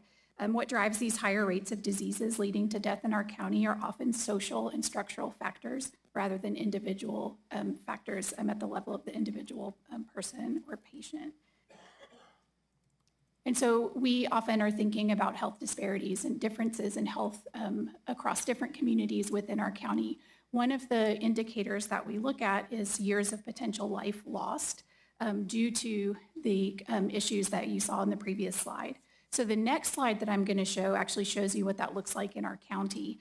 But just to let you know how we calculate years of potential life lost, it's really how many years of life don't happen because someone dies early from one of the causes of death that I showed in the previous slide. And this is measured based on an average life expectancy of 75 years. So as you can see, a child who dies at the age of 5 would have 70 years of potential life lost. And so what we're really measuring here is preventable deaths. And what we see in our county is that there is an overlap in the leading causes of death and the years of potential life lost as a result of those causes. They are slightly different in order. So just to explain this slide a little bit, the number to the left of the cause of death indicates where that is in the top 10 causes of death in Doña County. And then the bar to the right indicates the number of potential years of life lost in each of these causes of death. So just to give you some of the exact numbers, unintentional injuries led to 6,704 years of potential life lost, cancer 6,608, heart disease 4,166, suicide 3,124, chronic liver disease and cirrhosis 1,940. And then the last slide that I'll share really shows these disparities. And so when we look at life expectancy from birth by small area within our county, you can see that there's a wide range of life expectancy across our county. And these indicators really show us that we do have disparities in our communities. And this is part of the work that the Wellness Institute does, is to identify where we see these disparities and work to start to address them. And I'm going to turn that over to Dr. Andazola now to talk a little bit more about doing that. And Mr. Chair, I have a question on the previous slide, if I may. Yes, Commissioner Chaparro. Thank you. When we look at the YPLL by cause of death, and you mentioned unintentional injuries, are we talking about accidents? Yes, accidents, and also overdose is included in that category, accidents and overdose. Thank you.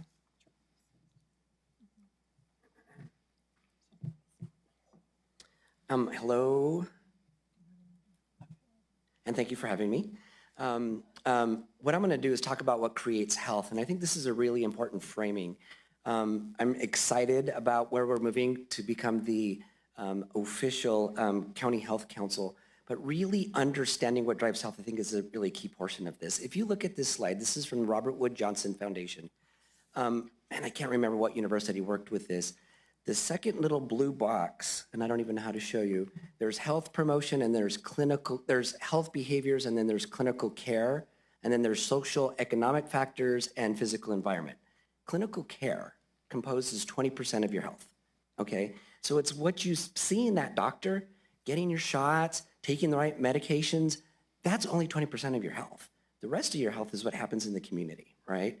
It's what behaviors you engage in, what you eat, what smoking, sexual activity, drugs and alcohol, social factors, education, employment, income, where you live, work, and play has the biggest impact. 80% of health happens outside of the clinic. And I think that's really important to understand. And I think the Health Council understands that and can help drive health for the community because of that. When I look at that clinical care, if you look at the clinical care, there's two little bullets off to the side, and it's access to care and quality of care. Those are also socially derived. So even though it says 20% is clinical care, there's a social impact on that clinical care. And I think I always say that it's really about maybe 5 to 10% is what really happens in the clinic. The rest of it is what happens in the community.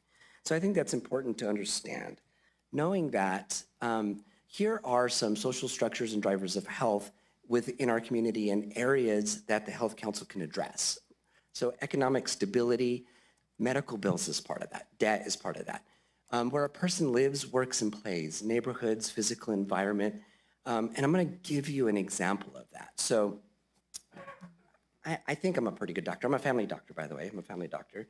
And a patient comes to me, and I diagnose them with diabetes. And I say, it's my diabetes story. You guys have heard this.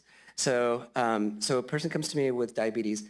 I diagnose them with diabetes. I give them a diet. I give them education about healthy lifestyle. I write their good medication. And I say, come back and see me in a month. And they come back and see me in a month, and they haven't filled their medication.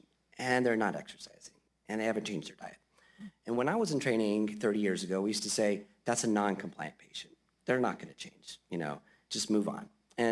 But I have psychologists that work with me, and the psychologist says, dude, that's behavioral change. To change somebody's behavior, you need to work with them. A pamphlet doesn't work. A lecture doesn't work. And so let's work together and let's do motivational interviewing. Let's figure out what those barriers are, and let's address some of those needs. So we work together, and the patient comes back to see me in another month. They're taking their pills. They want to start exercising. They're working on their diet, but those haven't changed, and they're struggling. And I'm saying, like, what? Why can't you exercise, right? Why don't you have a healthy diet?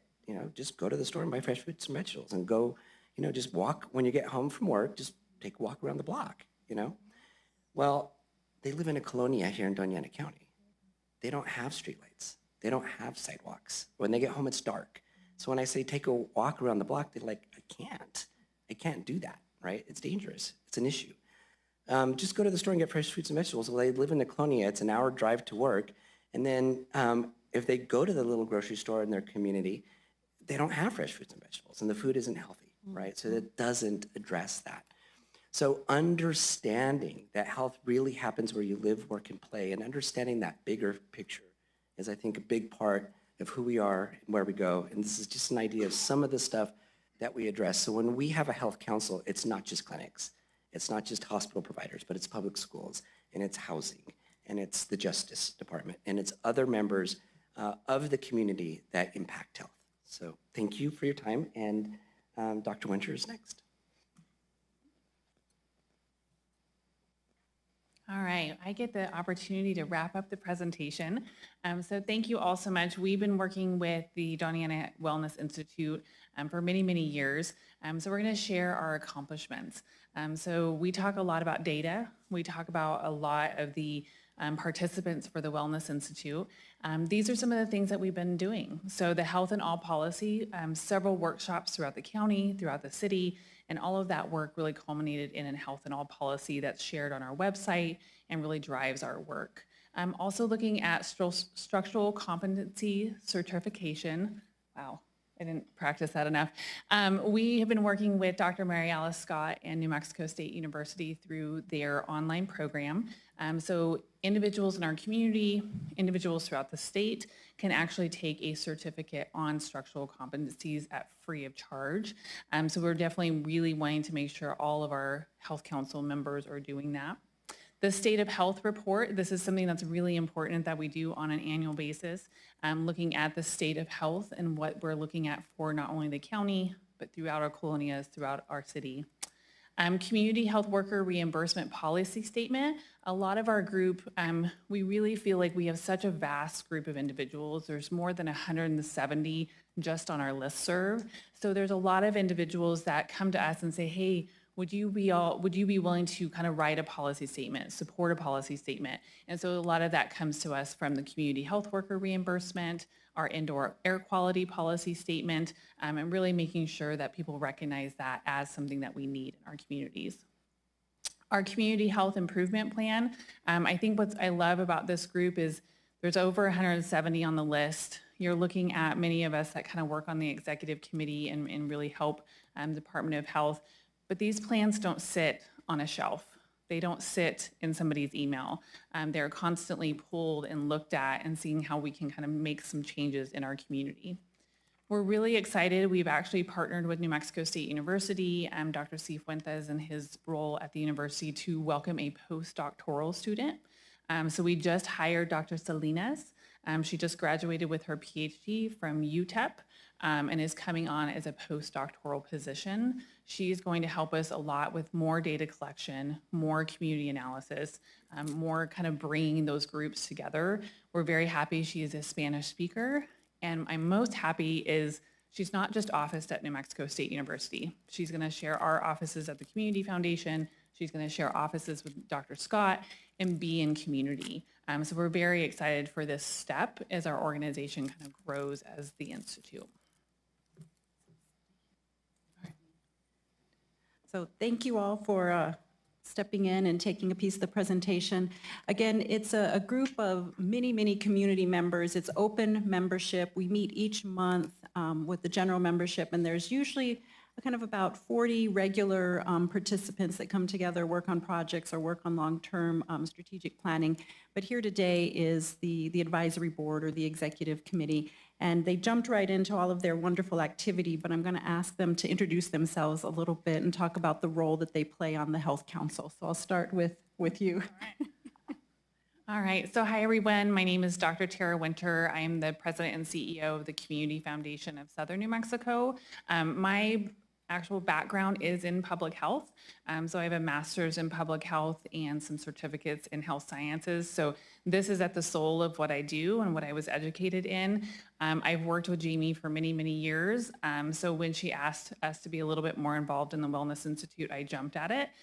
This is really something that is my educational background, and I've worked with a lot of these people for quite some time. So I also, as the Community Foundation, we are the fiscal home for the Doña Wellness Institute. So any grant funding, any partnerships runs through the Community Foundation, and we help manage those dollars for them. So again, I'm Mary Alice Scott. I am the executive director of the New Mexico Primary Care Training Consortium, and also am a college professor in the College of Arts and Sciences at New Mexico State University. And so I've been involved in the advisory group for the Wellness Institute for about 8 or 9 years.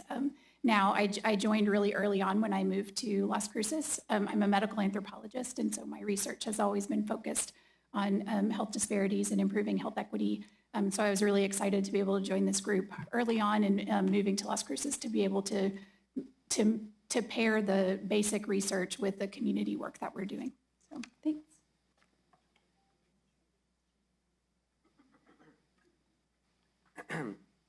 So I'm John Andazola. I was born and raised in Las Cruces. I went to Mayfield, in New Mexico State. I think that's important.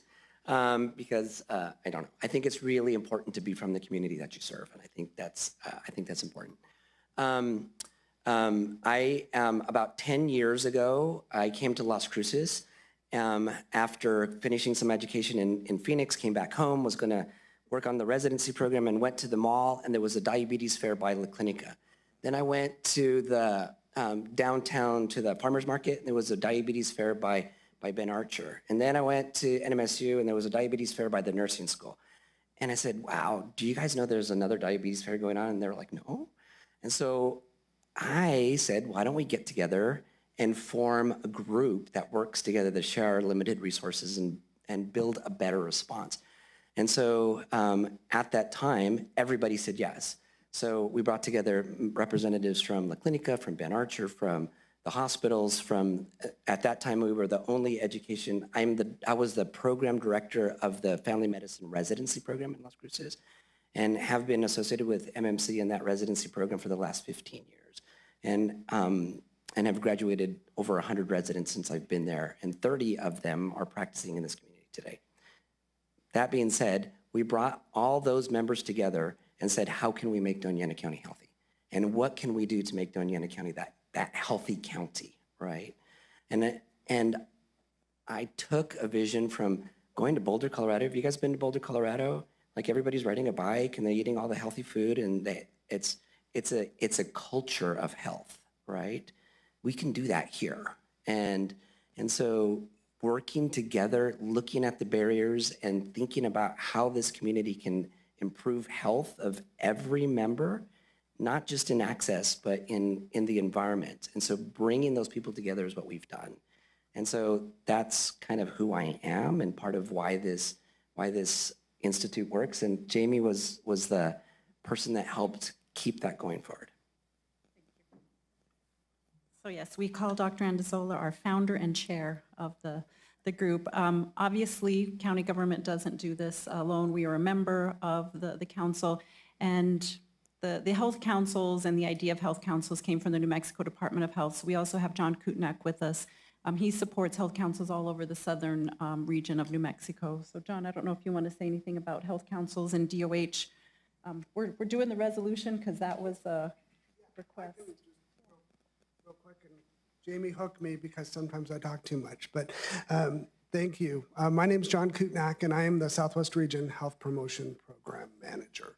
And one of the things I like to say is that, we're really all health promotion program managers in some way, some shape or form. We're all health educators, right?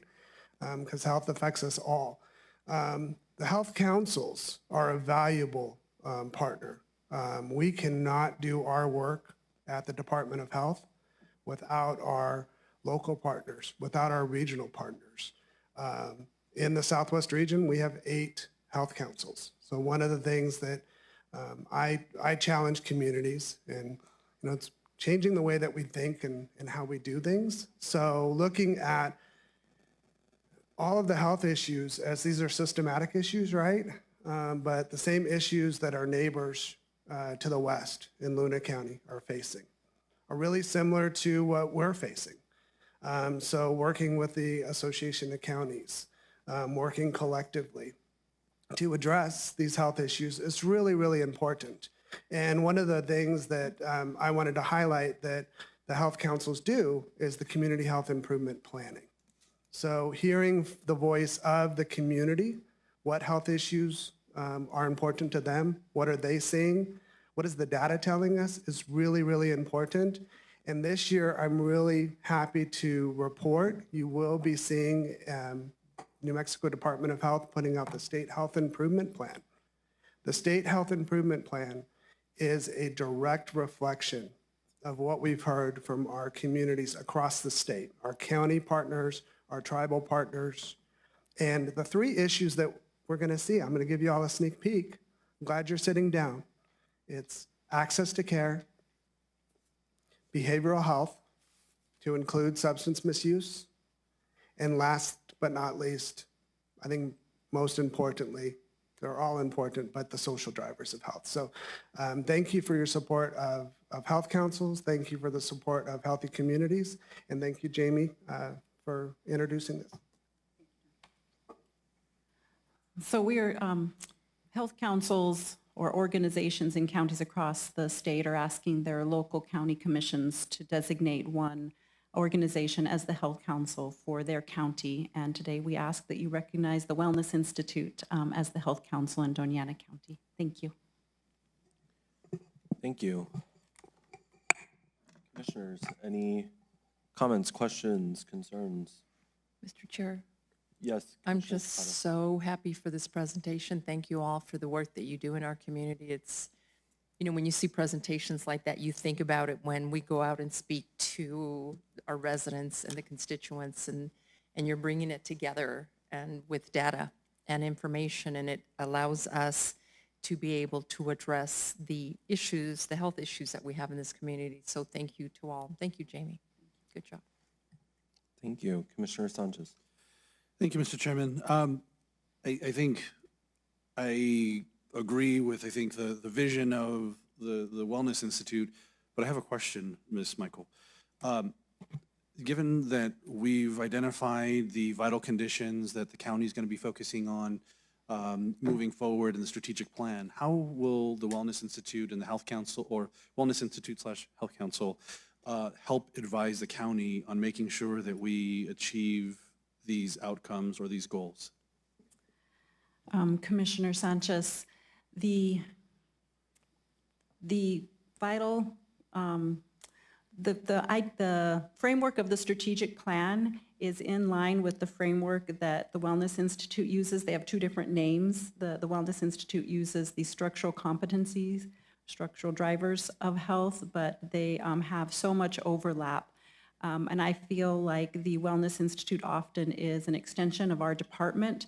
So we will also use the county strategic plan to help guide some of the work and the prioritization of the Wellness Institute.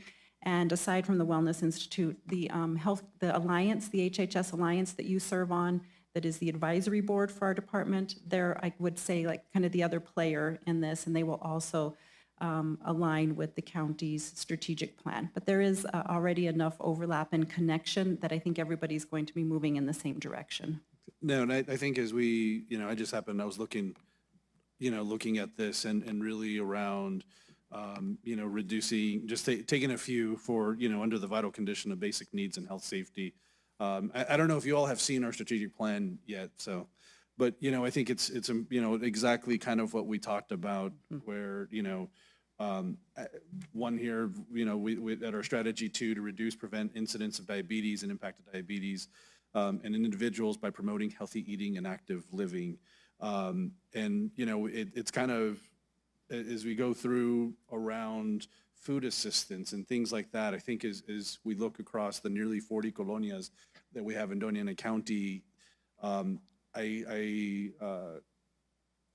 share the vision, Dr. Alonso, like they said about, it would be amazing if we can continue to find ways where we can get access to healthy foods to the residents and having them have access to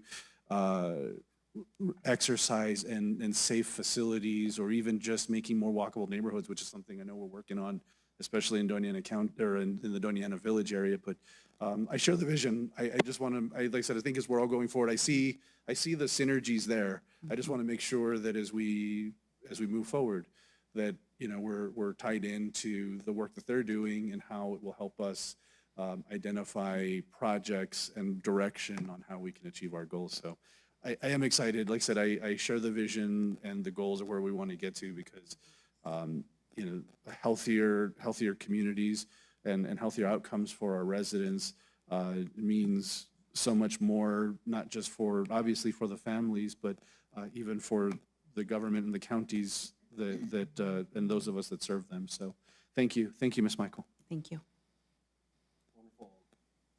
Wonderful. Commissioners, any other comments? No. Okay, so we do have a motion and a second. So Brandy, if we can get a roll call vote on that, please. Commissioner Chaparro? Yes. Commissioner Sanchez? Yes. Vice Chair Murillo? Yes. Chair Shaljo Hernandez? Yes. That item does have a resolution number. The number is 2024-33. Wonderful. Thank you, Brandy. Motion does carry. And Doña Wellness Institute will be the official health council for Doña County. Congrats. Thank you.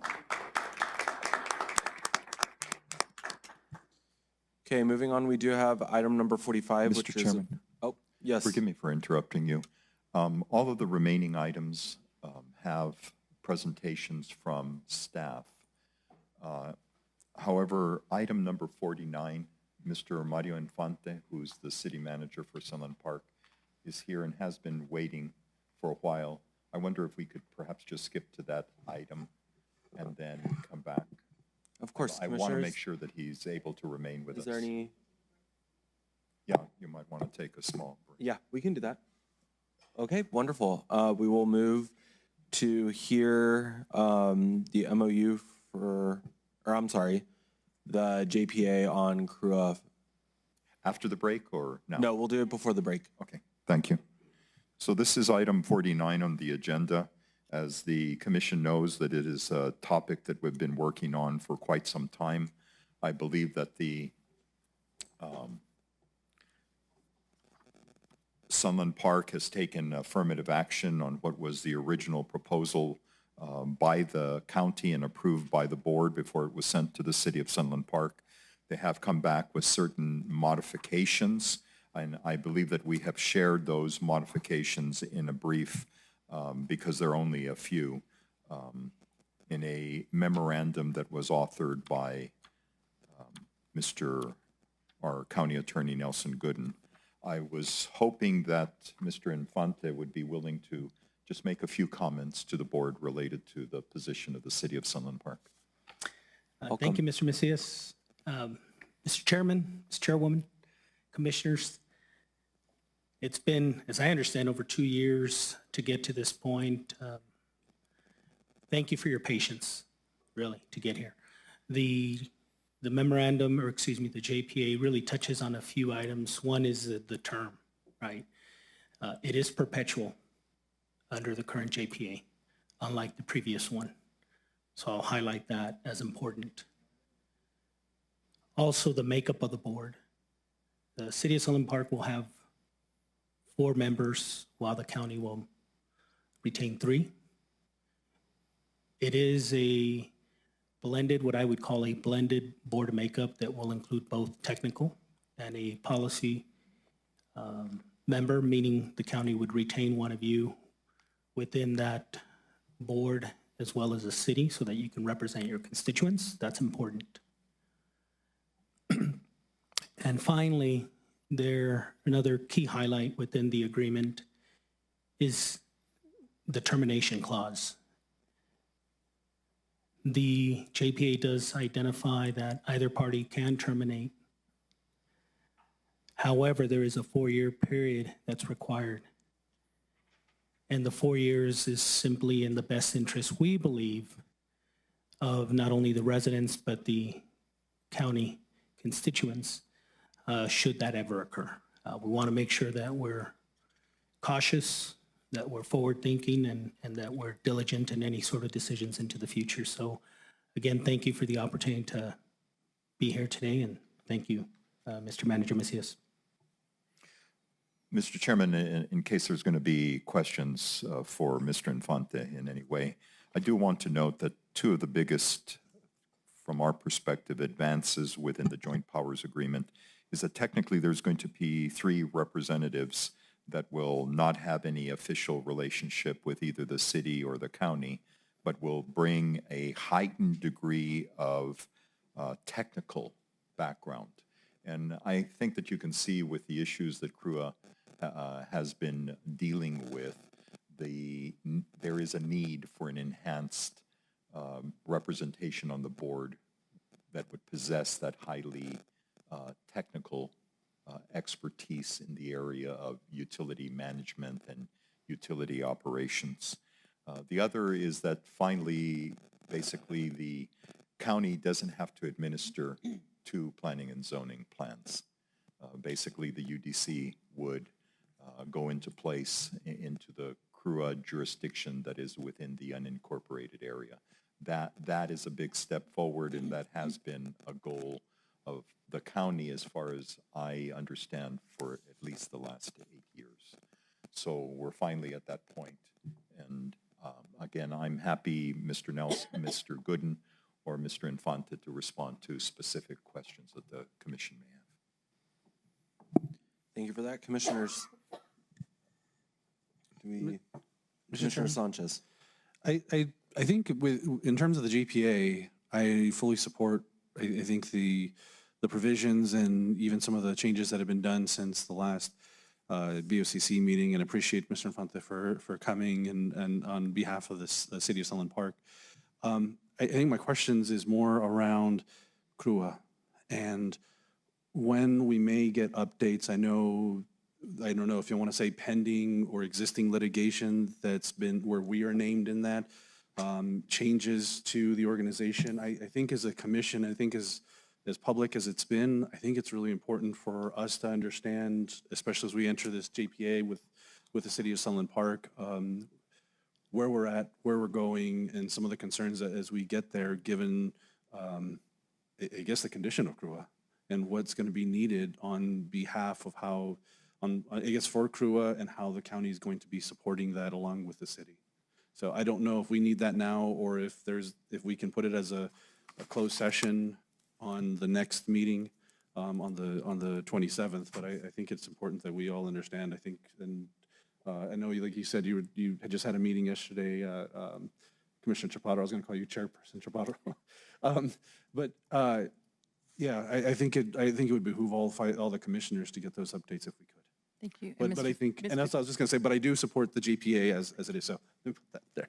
Thank you, Mr. Chair. And in response to Commissioner Sanchez's question, absolutely.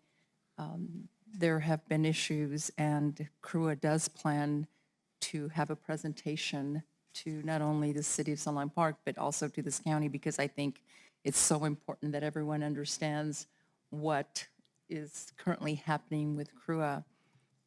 So thank you for that. And if, Mr. Chair, if you could consider putting the presentation in the near future, because I think it's sorely needed. We're getting bashed with the news media, and we're trying very, very hard as the board to rally and move forward with a master plan for CRUA within the next few months. But I do have a question for Mr. Infante, and Mr. Infante had asked this question of you, and I had asked this question of Mayor Perea and also your assistant, Mr. Burunda.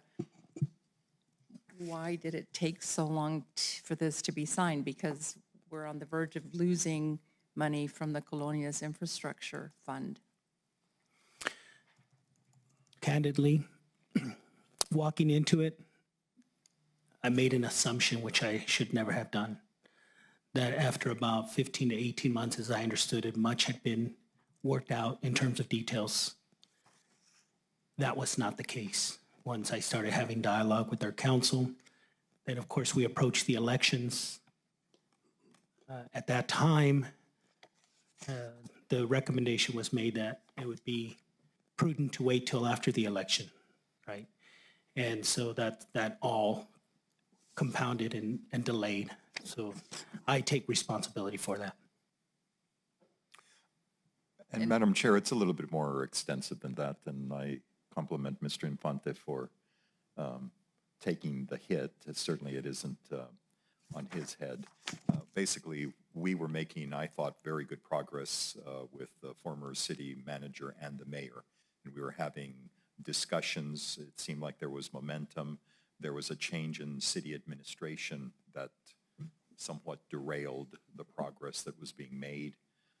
Certainly, Mr. Infante, I met with him as soon as he became city manager. We had discussions. He took a look at it, made some suggestions as well, that some of the changes that would be made. But then I do agree they brought in the attorneys to look at it closely to make sure that they understood it and could explain it to the city council. That made a little bit of a delay. But I know that Mr. Infante is very familiar with the Colonia's infrastructure funding process, and I certainly think that there's still time and opportunity for submittals to be made. in fact, you'll see on today's agenda is the approving of what the county would be basically going forward to ask. So I think it's imperative for the CRUA board to be designating what project or what they want to pursue with funding through the Colonias initiative. Thank you, Mr. Macias. And fellow commissioners, at this point, and Mr. Infante, since we have you here, the board on CRUA will change with the signing of this joint powers agreement.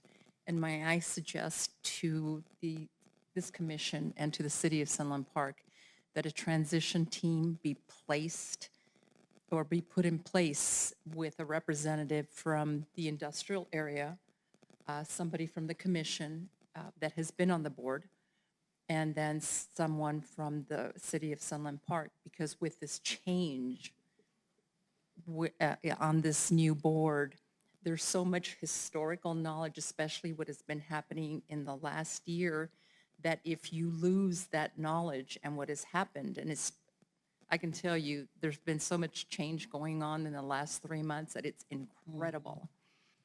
But at this point, you have a CRUA board that is very knowledgeable, that has the history, that has been dealing with the issues with the wastewater plant and the water plants, and to see that knowledge just suddenly disappear overnight, I think is going to be so detrimental to the people that are being serviced by the water utility board. So please keep that in the back of your mind, to just have that transition team to come in and not vote on the board, but at least be helpful to the new board as we move forward. It's going to be, I think, a very exciting time for CRUA. We have at this time an interim director, a consultant to PIO that I consider the dream team. We haven't had that kind of team in, I can't ever remember when we've had that kind of team put together as the operations and the administrative portion of CRUA, and I'd really like to see that continue. Thank you, Mr. Chairman, and Commissioner Chaparro. Great wisdom, and certainly listening to you. And Mr. Chairman, the change won't occur immediately because both the city and the county have to go through a process of identifying the technical experts. Certainly, we have internal as well. And Mr. Chairman, if you allow me to respond to Commissioner Sanchez, certainly the county has extended an offer, certainly to the interim management, to see if they want to benefit from any of the technical expertise that the county has in helping them address some of the immediate problems that they're dealing with. As you're aware, the only, I don't necessarily consider it litigation with New Mexico Environmental Department, but certainly there are going to be some issues and negotiating the potential fine against CRUA and how to address that issue. So as soon as we have a little bit more information in terms of the direction that the CRUA board is going to go in, we certainly can advise and brief the commission. I certainly can ask the interim director to be here at the next meeting so that he can perhaps give a more detailed, and we can put the litigation item, although if I understood it correctly, it just happened now. So I'm not sure that there's a lot of information that we have, but we can review whatever the complaint that was filed. It seems to be very general, but we can put that on the closed session for next meeting so that we can give you as much information as we have at that point. But it is very, very fresh, so it's not clear in terms of the mechanism that the city and the county will use in terms of addressing that in support of the board, of the CRUA board. And Mr. Chairman, if I may. Yes, Commissioner. Thank you, Mr. Macias. I think, and I know, I don't think I've even seen anything come across in correspondence yet regarding it. So I know, like I said, I just know what was on the news, and so I guess I'm anticipating it. And I see, I know, Mr. Gooden, you look like you're ready to chime in. Well, a couple of things, Mr. Chair and Commissioners. Number one, kind of go back to a comment Commissioner Chaparro made about as soon as it's signed, it changes the board makeup. It has to be approved by DFA, and that takes a while. But I think the idea that she's giving about let's start identifying these experts, the people, it would be, I think it's a great idea thing. As far as the litigation goes, if CRUA is a separate governmental entity apart from Doña County and apart from the city of Sunland Park, it was created by an agreement between these two entities, but it created a separate governmental entity.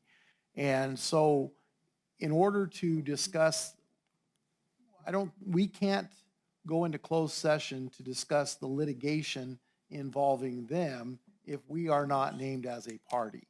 If we're named as a party or there is a threat, a credible threat that we might be named as a party, then we can discuss it in our closed session. Otherwise, if it's just a lawsuit that names CRUA, that doesn't allow us to go into closed session because it is not against the county or threatened against the county. No, and I understand. Thank you, Mr. Gooden. I think I completely understand, and I think the reason I suggested was only because in the news I hear that the lawsuit that was going to be brought forward was going to be against CRUA, Sunland Park, and the county. So, and I think as Mr. Macias noted, I know we have to wait to receive that and to be able to do your due diligence on it. But I said when we do have more information, I would love to have some discussion. So thank you, and understand the I guess what you're saying regarding what can go into closed session versus what may not be able to. Okay. Any other questions or comments from the board? Just one last thing, if I may, Mr. Yes. Chair. Contrary to news reports, the board is not changing because of any issues. The board will be changing because of the moving forward with the Joint Powers Agreement. And Mr. Infante, thank you for working with the county. We appreciate it. And I really am so glad that the relationship between the county and Sunland Park is very open at this point. And so I give you a lot of credit for that. So I appreciate you. Thank you. Okay, wonderful. Any other comments or questions? Mr. Chair, I have a question. Yes. Mr. Goodman, so on the GPA, it says here, one of the appointed individuals will be a member of the Board of County Commissioners.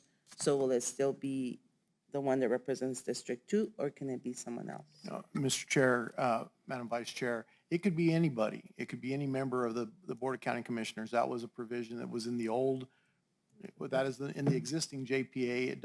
It calls for 2 county commissioners, one of which would be the commissioner representing the district. In this new one, it does not limit it to that. It could be any of the 5 commissioners could be appointed by this board to represent the county. Thank you. Mr. Chair, Yes. I'd like to make a motion to approve and amend the Joint Powers Agreement with Camino Real Utility Authority between the City of Sunland Park and Doña County. We have a motion by Commissioner Chaparro. We have a second by Vice Chair Murillo. Any other discussion? Seeing none, Brandy? Commissioner Chaparro? Yes. Commissioner Sanchez? Yes. Vice Chair Murillo? Yes. Chair Shaljo Hernandez? Yes. Motion does pass. Thank you very much. You guys have a wonderful, wonderful day. You as well. Yes, we are going to take a break right now to use the restroom. We'll be back in 10 minutes, 11:26.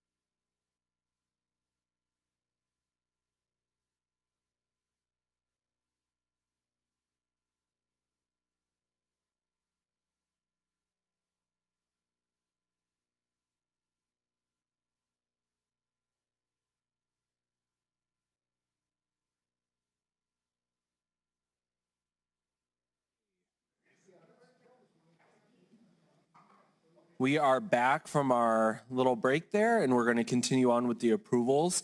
The next approval is going to be for a budget revision to accept $900,000 in state appropriation to support a transitional housing project. We have Robert Herrera, our Parks and Facilities Director, and we also have Jamie Michael, our HHS Director. This is item number 45.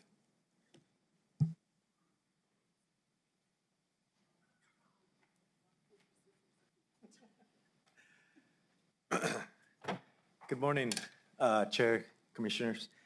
So the item before you is, requesting to accept $900,000 for a housing project. Is an appropriation by the state, and it does have a short timeline. Money has to be expensed by June 30th of 2024, and we do have the opportunity to purchase, we do have an opportunity to engage in a project with HHS Director Jimmy Michael to build some transitional housing for this project, and I'll let Jamie explain a little bit more about the project. Good morning, Commissioners. Jamie Michael, Health and Human Services Director. As you can see in the executive summary, the budget that was submitted to the state and approved under this award is primarily for the facilities part of this. But ultimately, what we want to do is operate transitional housing for up to 8 people. It will be a place for people to stay as they're transitioning out of the detention center or out of a hospital, primarily the justice-involved population who need some additional services before they're able to get permanent supportive housing. And the intent is to have on-site navigation, housing support, case management, and behavioral health services for the individuals. Some may stay there one night, some may stay there several months. Right now, organizations have to put people up in motels, which are very costly and are not a very safe place for people who are trying to refrain from substance use or trying to access other healthcare treatments. So this would take the place of having to use motels as often as we are. So thank you, and obviously if you have any facilities questions, Robert can answer those. Wonderful, thank you. Commissioners, comments, questions, concerns? Mr. Chair, I have a question. Of course, Commissioner Chaparro.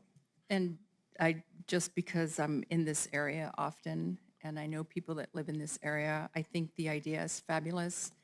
I do have a concern, however. So we're looking at the property across the street from this facility. And then we have an elementary school, I'm sorry, is it an elementary or middle school? Middle school, about half a mile away. And my concern is the kids. So what are we going to do about securing the facility or making sure people stay in their housing? And I'm watching children walk home every day past adult probation and parole and other areas, and these kids are sometimes walking a mile or 2 home, and it's in the evening. It's sometimes if they have after-school activities, then it's near dark. And so that's my only concern. I think the idea is great, but I'm concerned about the kids that are about half a mile away from a facility like this. Commissioner Chaparro, it's difficult to find an ideal location for something like this. This facility, so first, property and land is just sometimes difficult to come by. We were looking for a location that's close to a bus because most of the people are going to need to use public transportation or they're going to be walking. So it is within walking distance of the detention center of adult probation. It is close to La Clinica, who we're going to try to engage in being the treatment provider on site. So it has some benefits, but it does have some drawbacks. What I envision and what we've seen evidence of in other similar programs is, and I drive up and down Picacho a couple times a day, and you'll see young people trying to cross and a lot of pedestrians in the area. And it appears that there are pedestrians in the area that are people who are unhoused.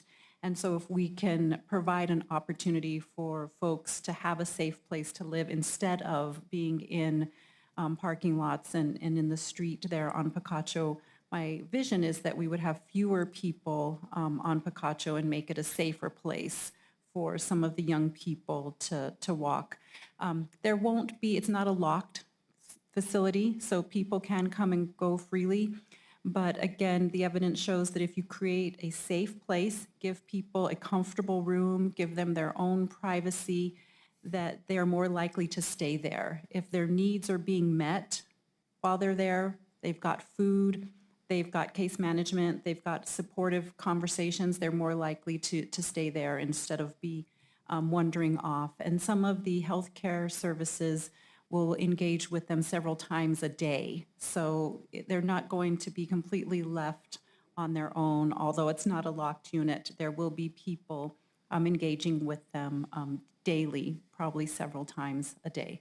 We are trying to make it a pretty location with some nice landscaping, some outdoor space for support groups and things. And the intent is also to build a rock wall around the entire property, so there is some kind of security. Thank you, Ms. Michaels. That answers mostly my question. Thank you. Okay, commissioners? Mr. Chairman. Yes, Commissioner Sanchez. I think with the agenda item, I fully support. I'm excited that we're looking at ways in which we can help those that need, in this case, the temporary housing in the project. I would love to maybe, as we move forward with, especially the community of hope and working on the project, I would ask if it's at all possible for us to be able to get further information or a presentation along with how we anticipate the project working and so on. And so I think that might also help, address some of the concerns that Commissioner Chaparro may have around how everything will work. I think, like I said, but in terms of this, I fully support accepting the funds and moving forward. I did have one question, and it's not that I guess not I guess super important, but I'm just curious if this is at all similar to the project that Sierra County was doing, where they had converted an old hotel that was not being utilized. I can't remember the project. I remember when we went to the New Mexico County's legislative conference a few years ago. I think it was, I don't know, it was last year or the year before, where they presented on how they were using that for, I can remember if it was for temporary housing or transitional housing or treatment. But it sounds almost very similar to where they were trying to, it seemed a temporary process or a temporary project. And I didn't know if you knew at all about similarities between the two. Commissioner Sanchez, I'm not familiar with that one in Sierra County, but thank you. I will look into that so we can learn from them if it is similar. I know that there are similar projects like this in Bernalillo County, and housing is a very complicated continuum. And we really are looking at just this kind of temporary time for people. Everyone that stays in the home will have their own bedroom and their own bathroom, but the living room and kitchen is a shared area, so it sounds like it is very similar to what a motel conversion would look like. So it's not a home that someone's going to stay in for a year or longer. It really is a temporary time. Yeah. And I think and the reason I asked is because I know they had, even for a small county in the program, and they had indicated they had some success with it. And so, that's why, like I said, I think it just came to mind as we were talking about it and describing it. So, but I'm excited for this project and how, we'll work with our community partners. So thank you, Ms. Michael. And Mr. Chairman, if I may, I'll try to arrange a presentation on what is referred to as the Camillus House in Miami. That is probably the most effective intervention program, especially dealing with the unhoused, as well as those dealing with behavioral health, that really has had a tremendous impact in the Miami area related to the unhoused population and those dealing with behavioral health issues. Because of that, some of the items that perhaps we haven't touched on, but I'll try to get that presentation together for the next meeting, if not the first meeting in March, so that you can really have a vision of what the potentiality is of the acquisition of this site and the programming associated with it. The original proposal that was submitted basically reflected that we were pursuing a 1.1 acre site. The reality is that there is 2 acres out there. The appraisal has come in suggesting a lower value to the property. And so that is an issue that has to come back to the commission, any approval of the acquisition of any of the real estate. So you hear you're accepting money, but there's going to be a series of other matters that will have to be presented to the commission for your approval. And so I just want to alert you early that we're now having discussions about the potential to acquire the entire 2-acre tract because of the ability to have the land mass in order to expand the program substantially. Thank you, Mr. Macias. Mr. Herrera, I do have a question on the zoning. Have we heard back from the city of Las Cruces on the willingness to rezone that particular parcel? Chair, yes, sir, we did. We did have a meeting last Thursday with their group, and one of the planners, I think his name is Vince Benegas, and he did confirm that although that particular parcel is not zoned for that type of use, there is an exception that other government agencies providing services to the public can use it in that purpose. So the zoning concerns have been addressed. Wonderful, thank you. And then, Ms. Michael, I do have a question for you as well. So right now, the plan is to put eight individuals, correct? Is there a plan for, in the near future, expanding that? Or what are your kind of insights to where we can go from here to expand? Because it is a larger property and it can house more individuals. What is our plan for future development? Mr. Chair, I'd like to work with the organization. There's a group called the Sequential Intercept Mapping Task Force, that have continued to work on how do we serve the justice-involved population and keep people out of jail, and one of the primary interventions is housing. So I'd like to engage with that group to come up with, like Mr. Macias talked about, the full plan for what a real diversion site-based services are needed. I know we cannot get any more mobile homes that are similar to that, but the intent that I see right now is once we have this up and running for a while, are 8 units enough, or do we still have a big gap in units for this transitional time? I would also like to see a permanent building there where services can be delivered, whether it's job skills training, whether it's treatment, whatever it is. So I would like to see another building on the property, not for residential housing services, but for education, social service, and healthcare delivery on site. So those are the things that we're thinking about. But again, until I meet with this group that are really more focused on the housing needs, I wouldn't be able to make a good recommendation to you. Okay, no worries. Thank you for that. Any other commission comment? Okay, Brandy, we still need a motion and a second to approve accepting the funds? I'll move approval. Oh, I'll second. Okay, I have a motion by Vice Chair Murillo and a second by Commissioner Sanchez. If there's no further discussion, if I can get Brandy to do a roll call vote, please. Commissioner Chaparro? Commissioner Sanchez? Yes. Vice Chair Murillo? Yes. Chair Shaljo Hernandez? Yes. Okay, motion does pass. Brandy, the resolution number? That resolution number is 2024-34. Wonderful, thank you so much.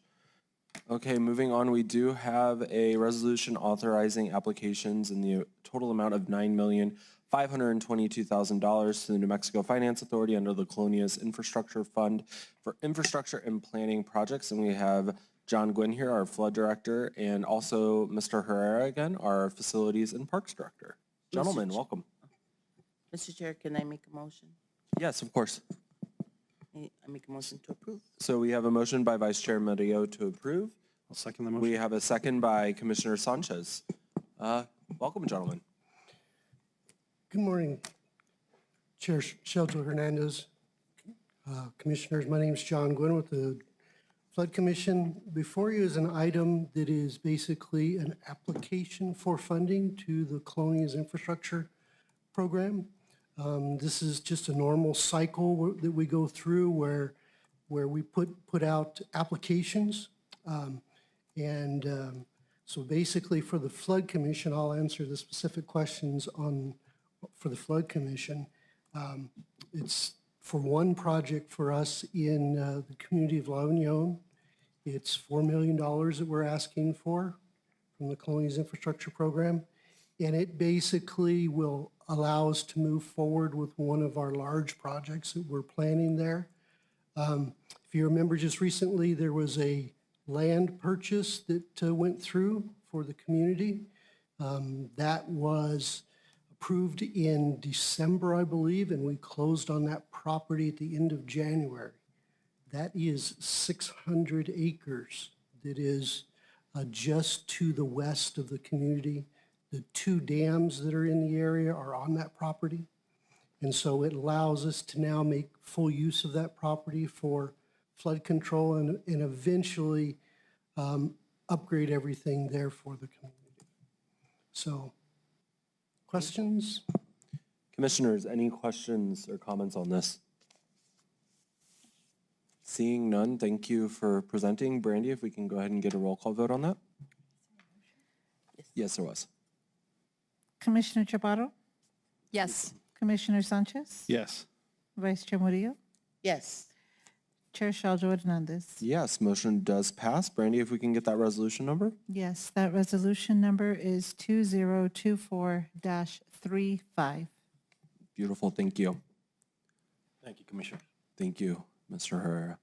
Okay, next we have item number 47, which is approve application to the New Mexico Workers' Compensation Administration to determine eligibility to become self-insured. Mr. Maurer, welcome. Good morning. Good morning, Mr. Chair, Commissioners. Steve Maurer, Risk Manager for Doña County. The letter before you is just asking you guys to give me permission to move forward for us to put the application to New Mexico Workers' Comp Association to see if we can become self-insured. It's a process that they ask for us to do, a lot of paperwork and stuff. But I feel like this would be a good for the county at this point in time. Wonderful. Before we start discussion, do we have a motion? I make a motion. Second. Okay, we have a motion by Vice Chair Murillo. We have a second by Commissioner Chaparro.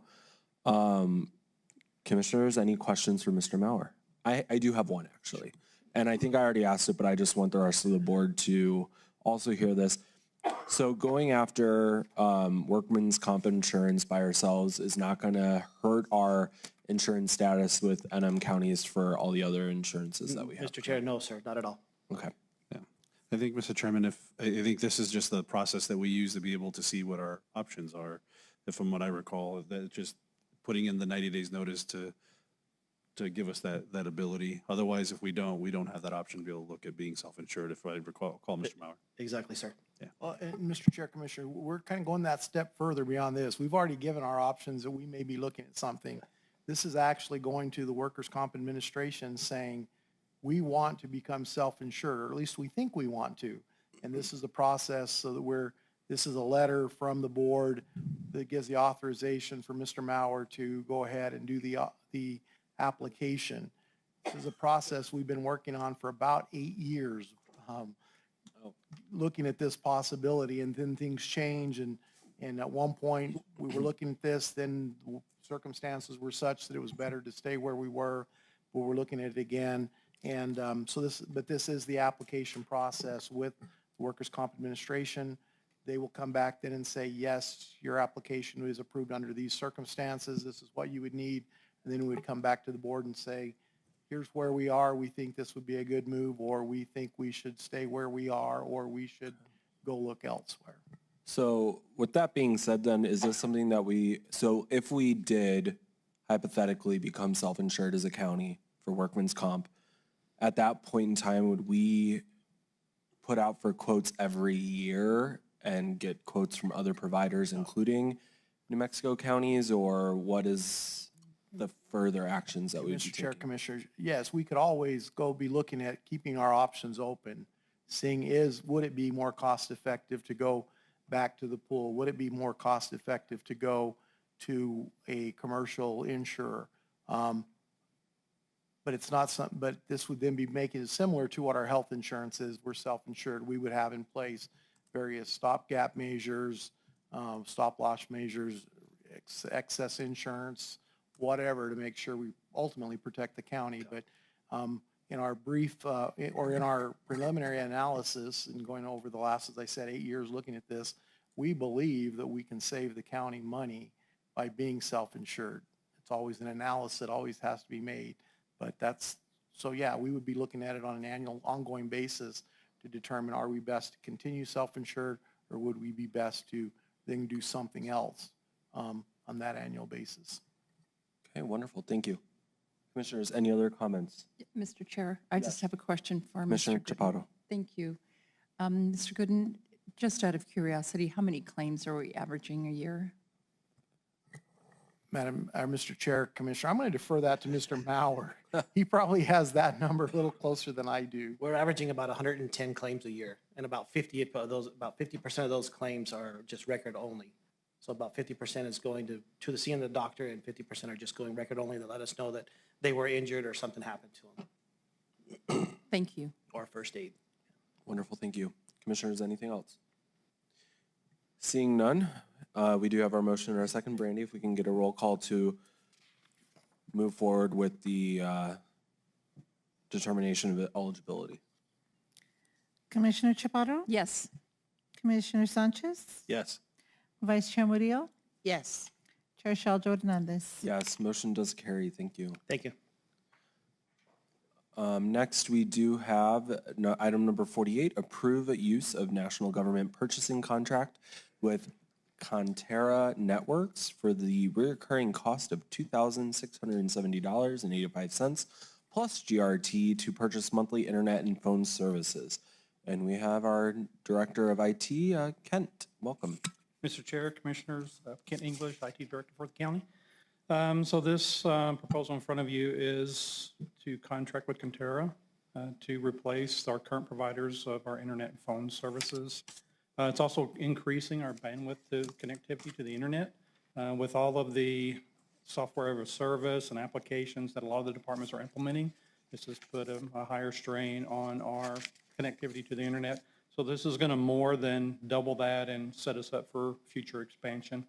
It's also going to include our phone services that we're trying to also migrate to digital. Right now they're on PRI lines, which are copper lines in the ground, which have been there for many, many years. And the service providers are moving away from that. So this will also help us get into that digital realm for our phone services. And this is only comparing the 500 to our current costs with the 200 meg. So I didn't look at the cost if we upped Lumen to the 500, so it's probably far exceeds the 5,000 I anticipate saving per year. Wonderful, questions? thank you. Commission, do we have a motion and a second? Motion. I move. Second. I so move. Okay, we have a motion by Commissioner Chapato and a second by Vice Chair Murillo. Commissioners, any other comments, questions, or concerns? As seeing none, Brandy, if we can go ahead and get a roll call vote on that? Commissioner Chaparro? Yes. Commissioner Sanchez? Yes. Vice Chair Murillo? Yes. Chair Shaljo Hernandez? Yes, motion does carry, and that is approved. Thank you, sir. Thank you, Commissioners. Thank you. Okay, we already did agenda item number 49, so we'll be going to item number 50, which is a resolution amending section 5-3D1 of the Code of Doña County establishing rules of decorum and order of business meeting of the Board of County Commissioners. And we have myself and our attorney, Mr. Gooden. Mr. Chair, Yes, make a motion. we do have a motion by our Vice Chair, Murillo, and we do have a second by Commissioner Chapato. So just to kind of go over this briefly is what I've done, as well as with the help of Mr. Gooden and Commissioner Reynolds also offered some suggestions. It does change up the order of business at our commission meetings quite substantially, and I'll just briefly go over those verbally just so that we can understand. We will still open the meeting with an invocation, the pledge, a roll call, and then any changes to the agenda.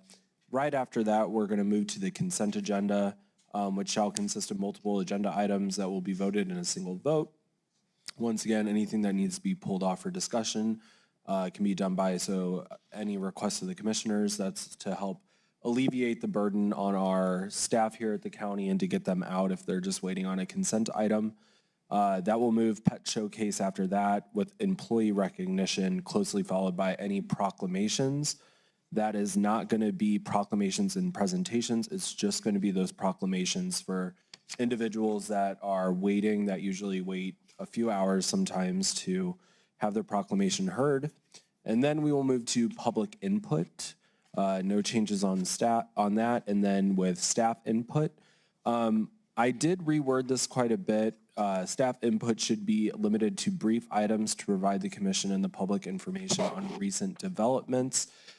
Keeping those longer staff presentations on presentations and not during staff input where they're not properly accounted for as far as time allocations.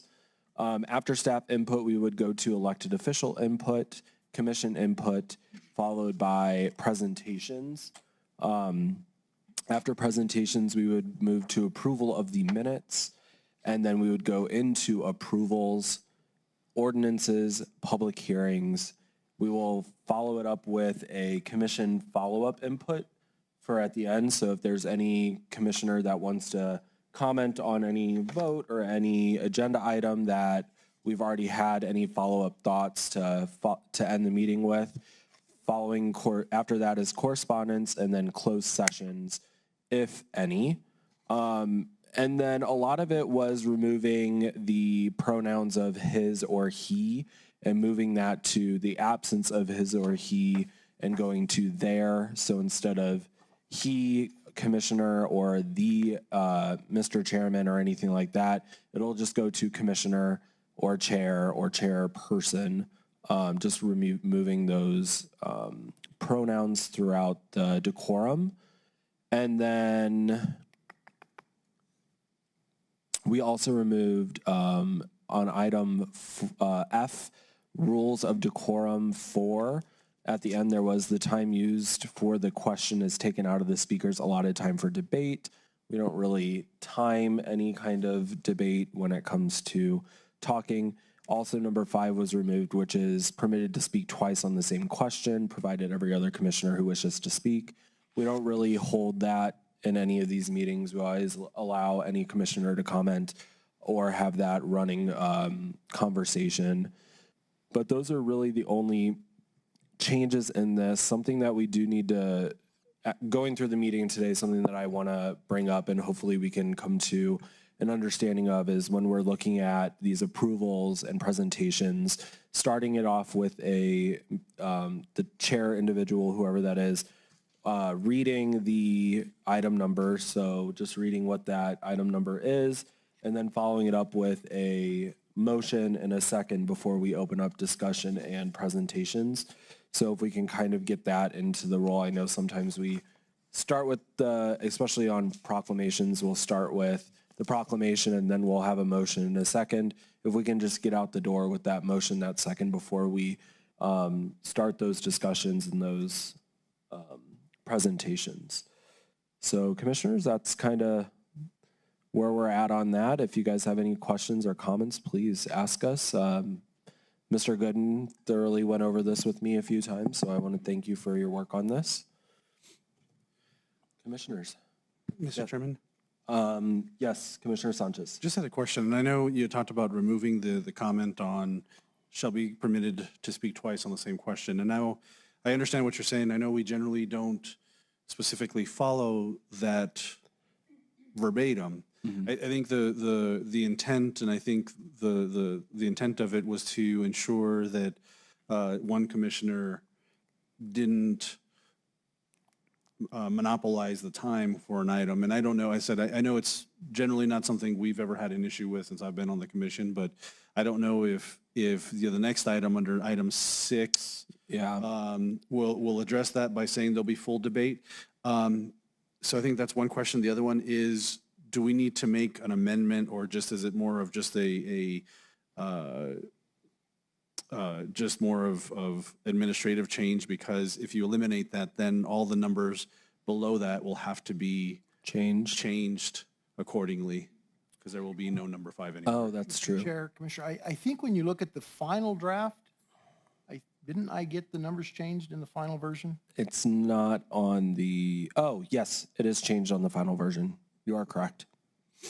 Okay, sorry. I appreciate it. I was looking at the old one. And I had looked at it too, and I'd already printed this Yeah. to go with the red line, and I noticed I had not changed all the numbers, but then when I did the final cleaned up version, I fixed them, I thought.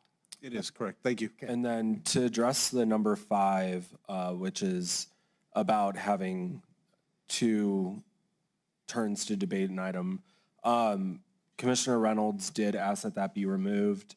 When Mr. Gooden and I brought that up as well, it's to protect everyone's chance to give a rebuttal or anything like that. Mr. Gooden did point out that number 6 does talk about everyone having a full chance to fully debate an item, and I thought that's where we kind of were, whereas that it does reference that in number 6 so that everyone would have that chance. I'm not sold on keeping or removing number 5. That's up to you all.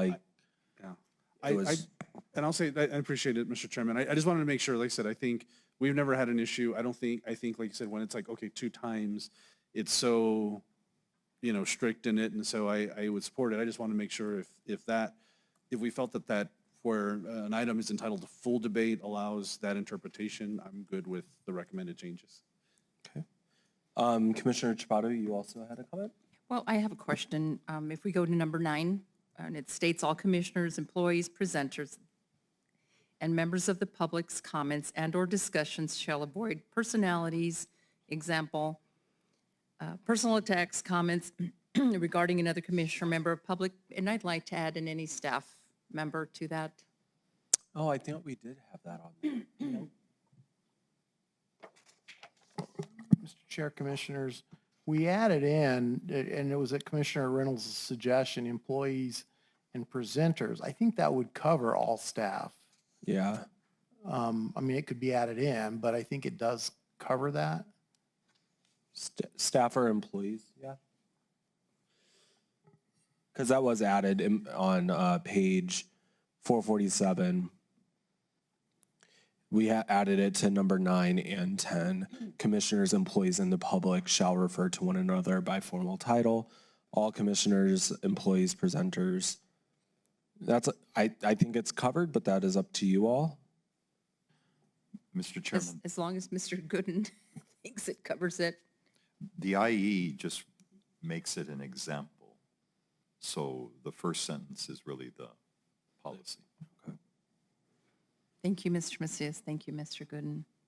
Wonderful. Mr. Chair, Yes. I don't agree on removing item number 5, because right now,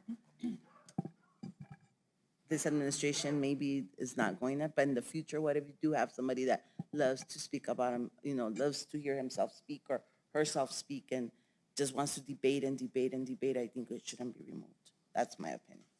Okay. I think it should be left. I agree. Mr. Chair, I agree.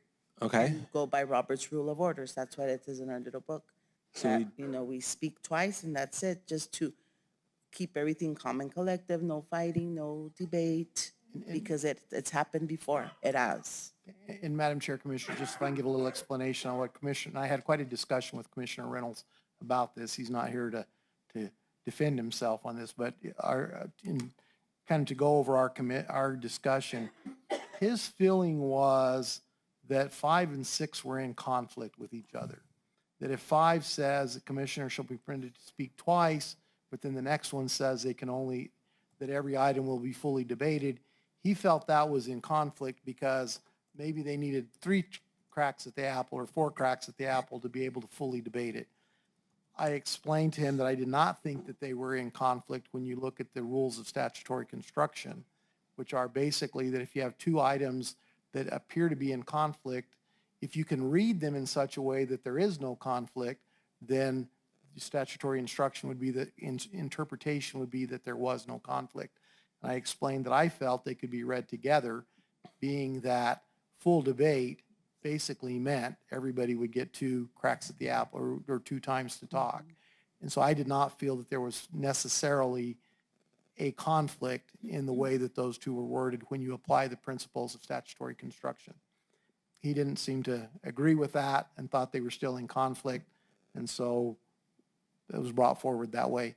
If there were to be a change to add those back in, we would need a motion to amend the motion that is currently pending. Okay. So, Mr. Chair, yes, ma'am. I make a motion to approve this with the amendment of leaving number 5 on this. Okay, so we have a motion by Vice Chair Murillo to Second. amend the motion to include back in item number 5. We also have a second by Commissioner Chaparro. Any conversation or discussion on the amendment? No, I have no issues with this. This was Shannon's, Commissioner Reynolds' subtraction, so I'm not tied to it in any way, shape, or form. So, Brandy, we do have a amended motion that we are voting on. If we can get a roll call vote on that.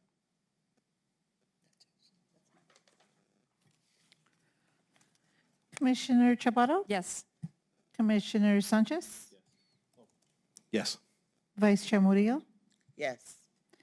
Chair Childs Hernandez? Yes, amended motion does pass. Now do we need to have a roll call vote on the motion that was original? Correct. Yes. Okay, Brandy. Commissioner Chaparro? Yes. Commissioner Sanchez? Yes. Vice Chair Murillo? Yes. Chair Childs Hernandez? Yes. That does have a resolution number. Yes, The ma'am. number is 2024-36. Wonderful, thank you so much. And that will be And the, Mr. Chair, you do realize now I have to retype. Nelson, I will get that done, Brandy, before the meeting's over, so when you circulate it for signatures, it will be in the correct form. and then this will be the new updated version of the agenda layout that we'll be using for the next meeting. So we will get that going. Okay, next up is item number 51, which we tabled we postponed to the next meeting. So moving on to number 52, which is to approve the memorandum of understanding between the City of Las Cruces and Doña County related to ambulance services. And we do have our wonderful county attorney, Mr. Gooden. Mr. Chair, Commissioners, this got put under my name. I'm not sure exactly why, because I did have some involvement with it, I guess, but this relates back to a settlement agreement that was had with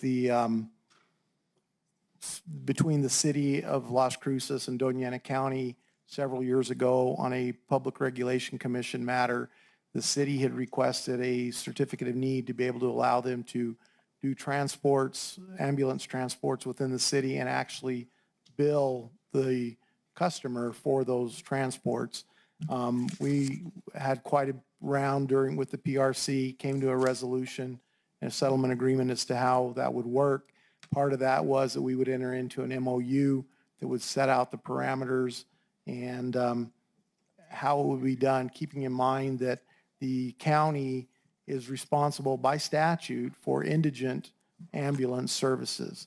And so as part of that, we've contracted with AMR to provide certain ambulance services. We lease to them our certificate of need. They're able to bill certain customers, and whatever is left, they do an RFP, whatever they believe is necessary to cover the remaining costs. We enter into a contract with them.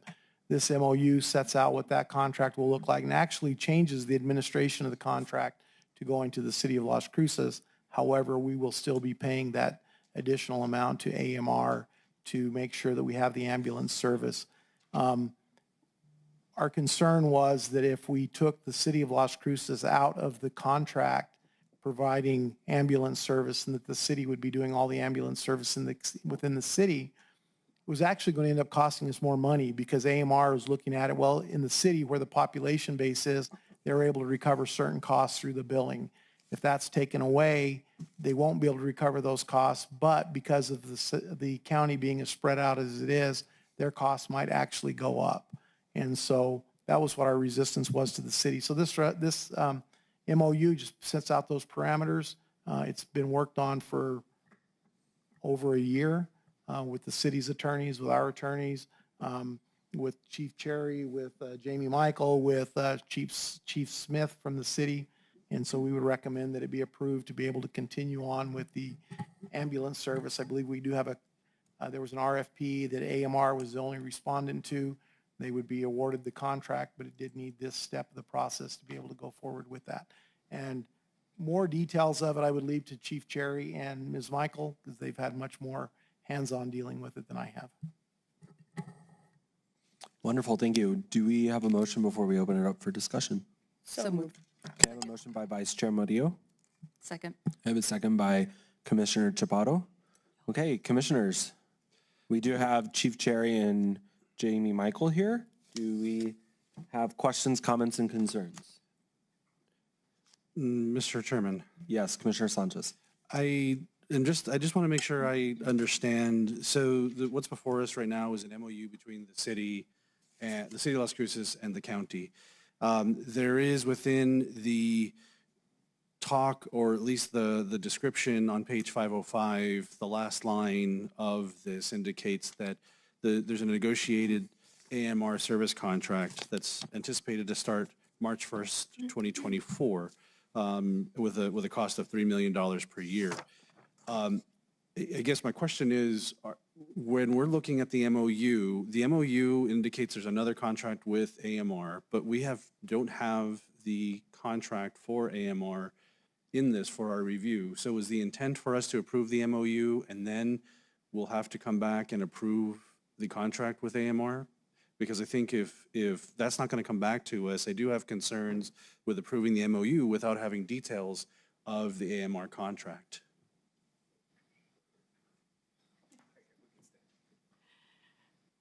Jamie Michael, Health and Human Services Department. Commissioner Sanchez, the City of Las Cruces is now awarding and overseeing the contract for ambulance services, so that contract will not come to the board for approval, but payment from the county to the city will come to the board for approval.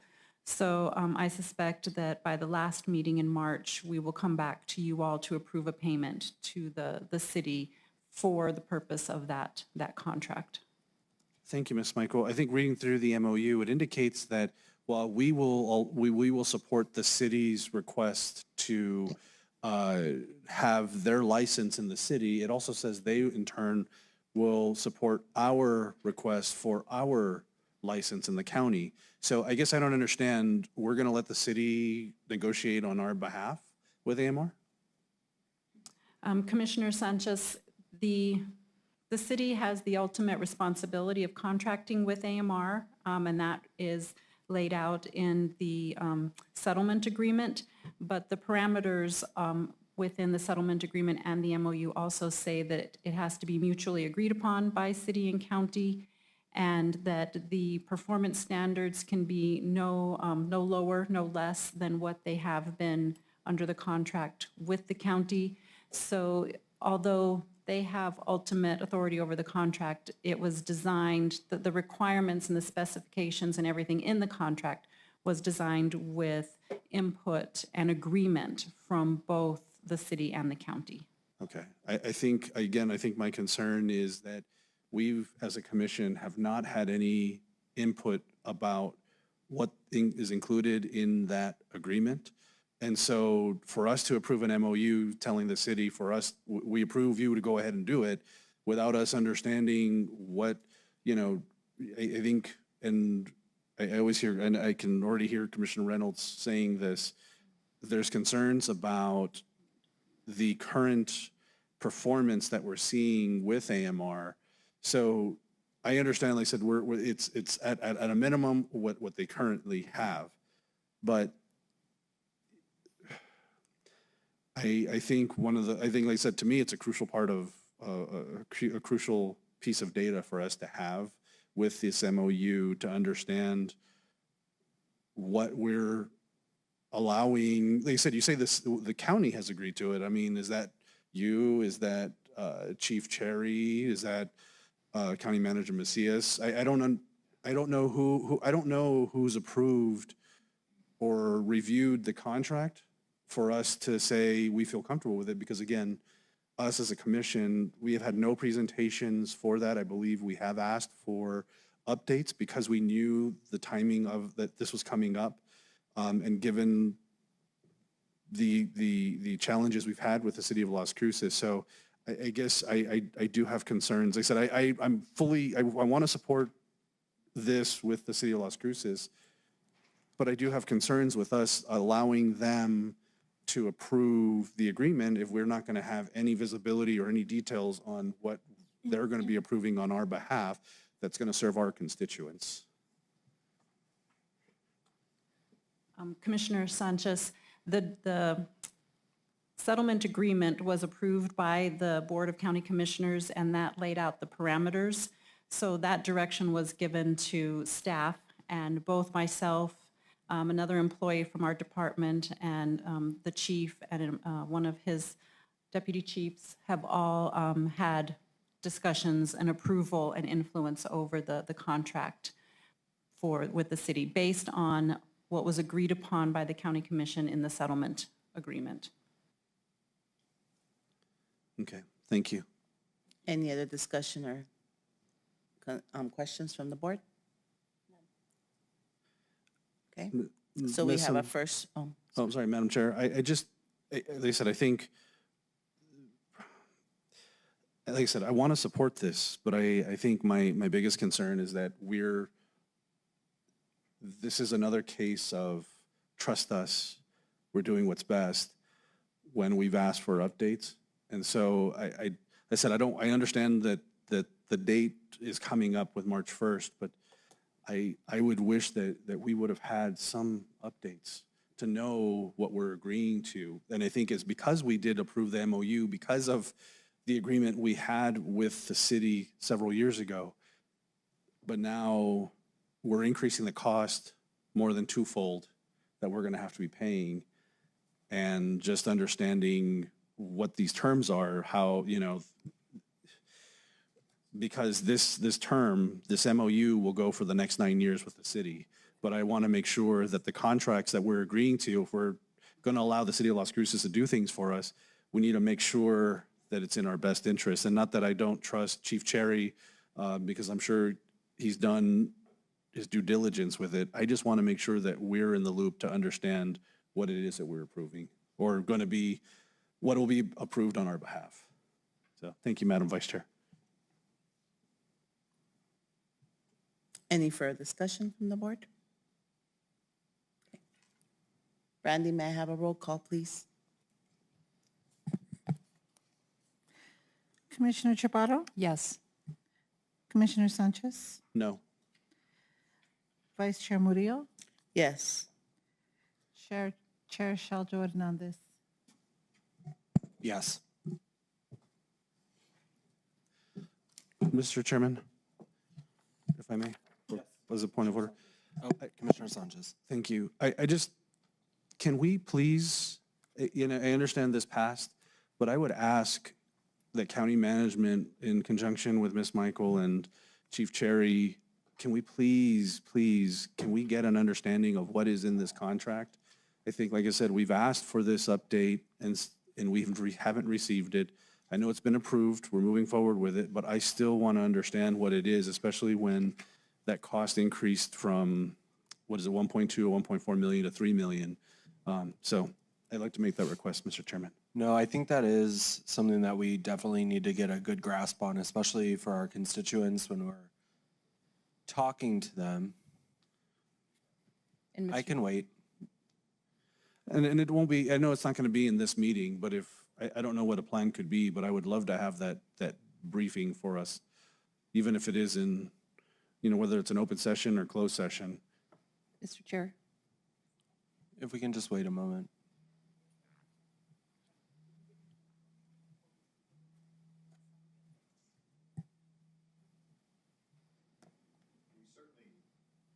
Mr. Chairman, we certainly can provide a copy of that. But I do want to, I mean, I don't think that there is any effort to hide, except if you look at we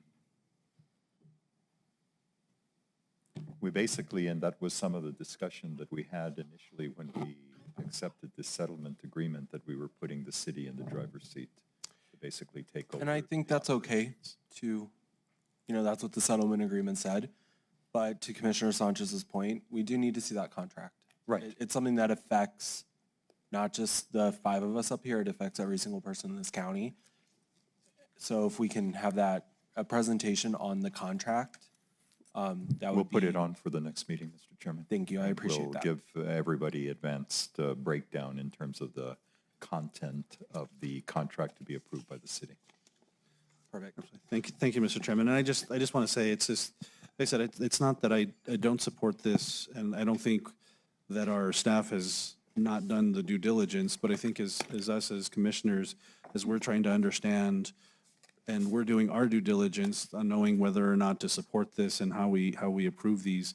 And in the case that we're ever asked by a constituent, why is it that we're paying this much more but we're not seeing any changes or improvements and so on? I just want to be able to have that information so that I can be able to respond myself to be, like I said, for these decisions and to constituents. So thank you, appreciate it. Thank you, Mr. Chairman. Factual. Commissioner Chapato, you also had a comment? Thank you. I was just going to join in the request, but Yeah. Mr. Macias answered it adequately in regards to providing a copy of the contract to the commissioners. Yeah, Thank it's just you. one of those things where we're kind of stuck here, unfortunately, due to that settlement agreement. Okay, perfect. Well, thank you so much. I appreciate both of you coming in today, and I'll look forward to that on the agenda for the next meeting. Brandy, any correspondence? We have one, Kathy and Paul Lewis versus Doña County. Wonderful, thank you. Well, the time is currently 12:21, and we'll call this meeting adjourned. 53 items.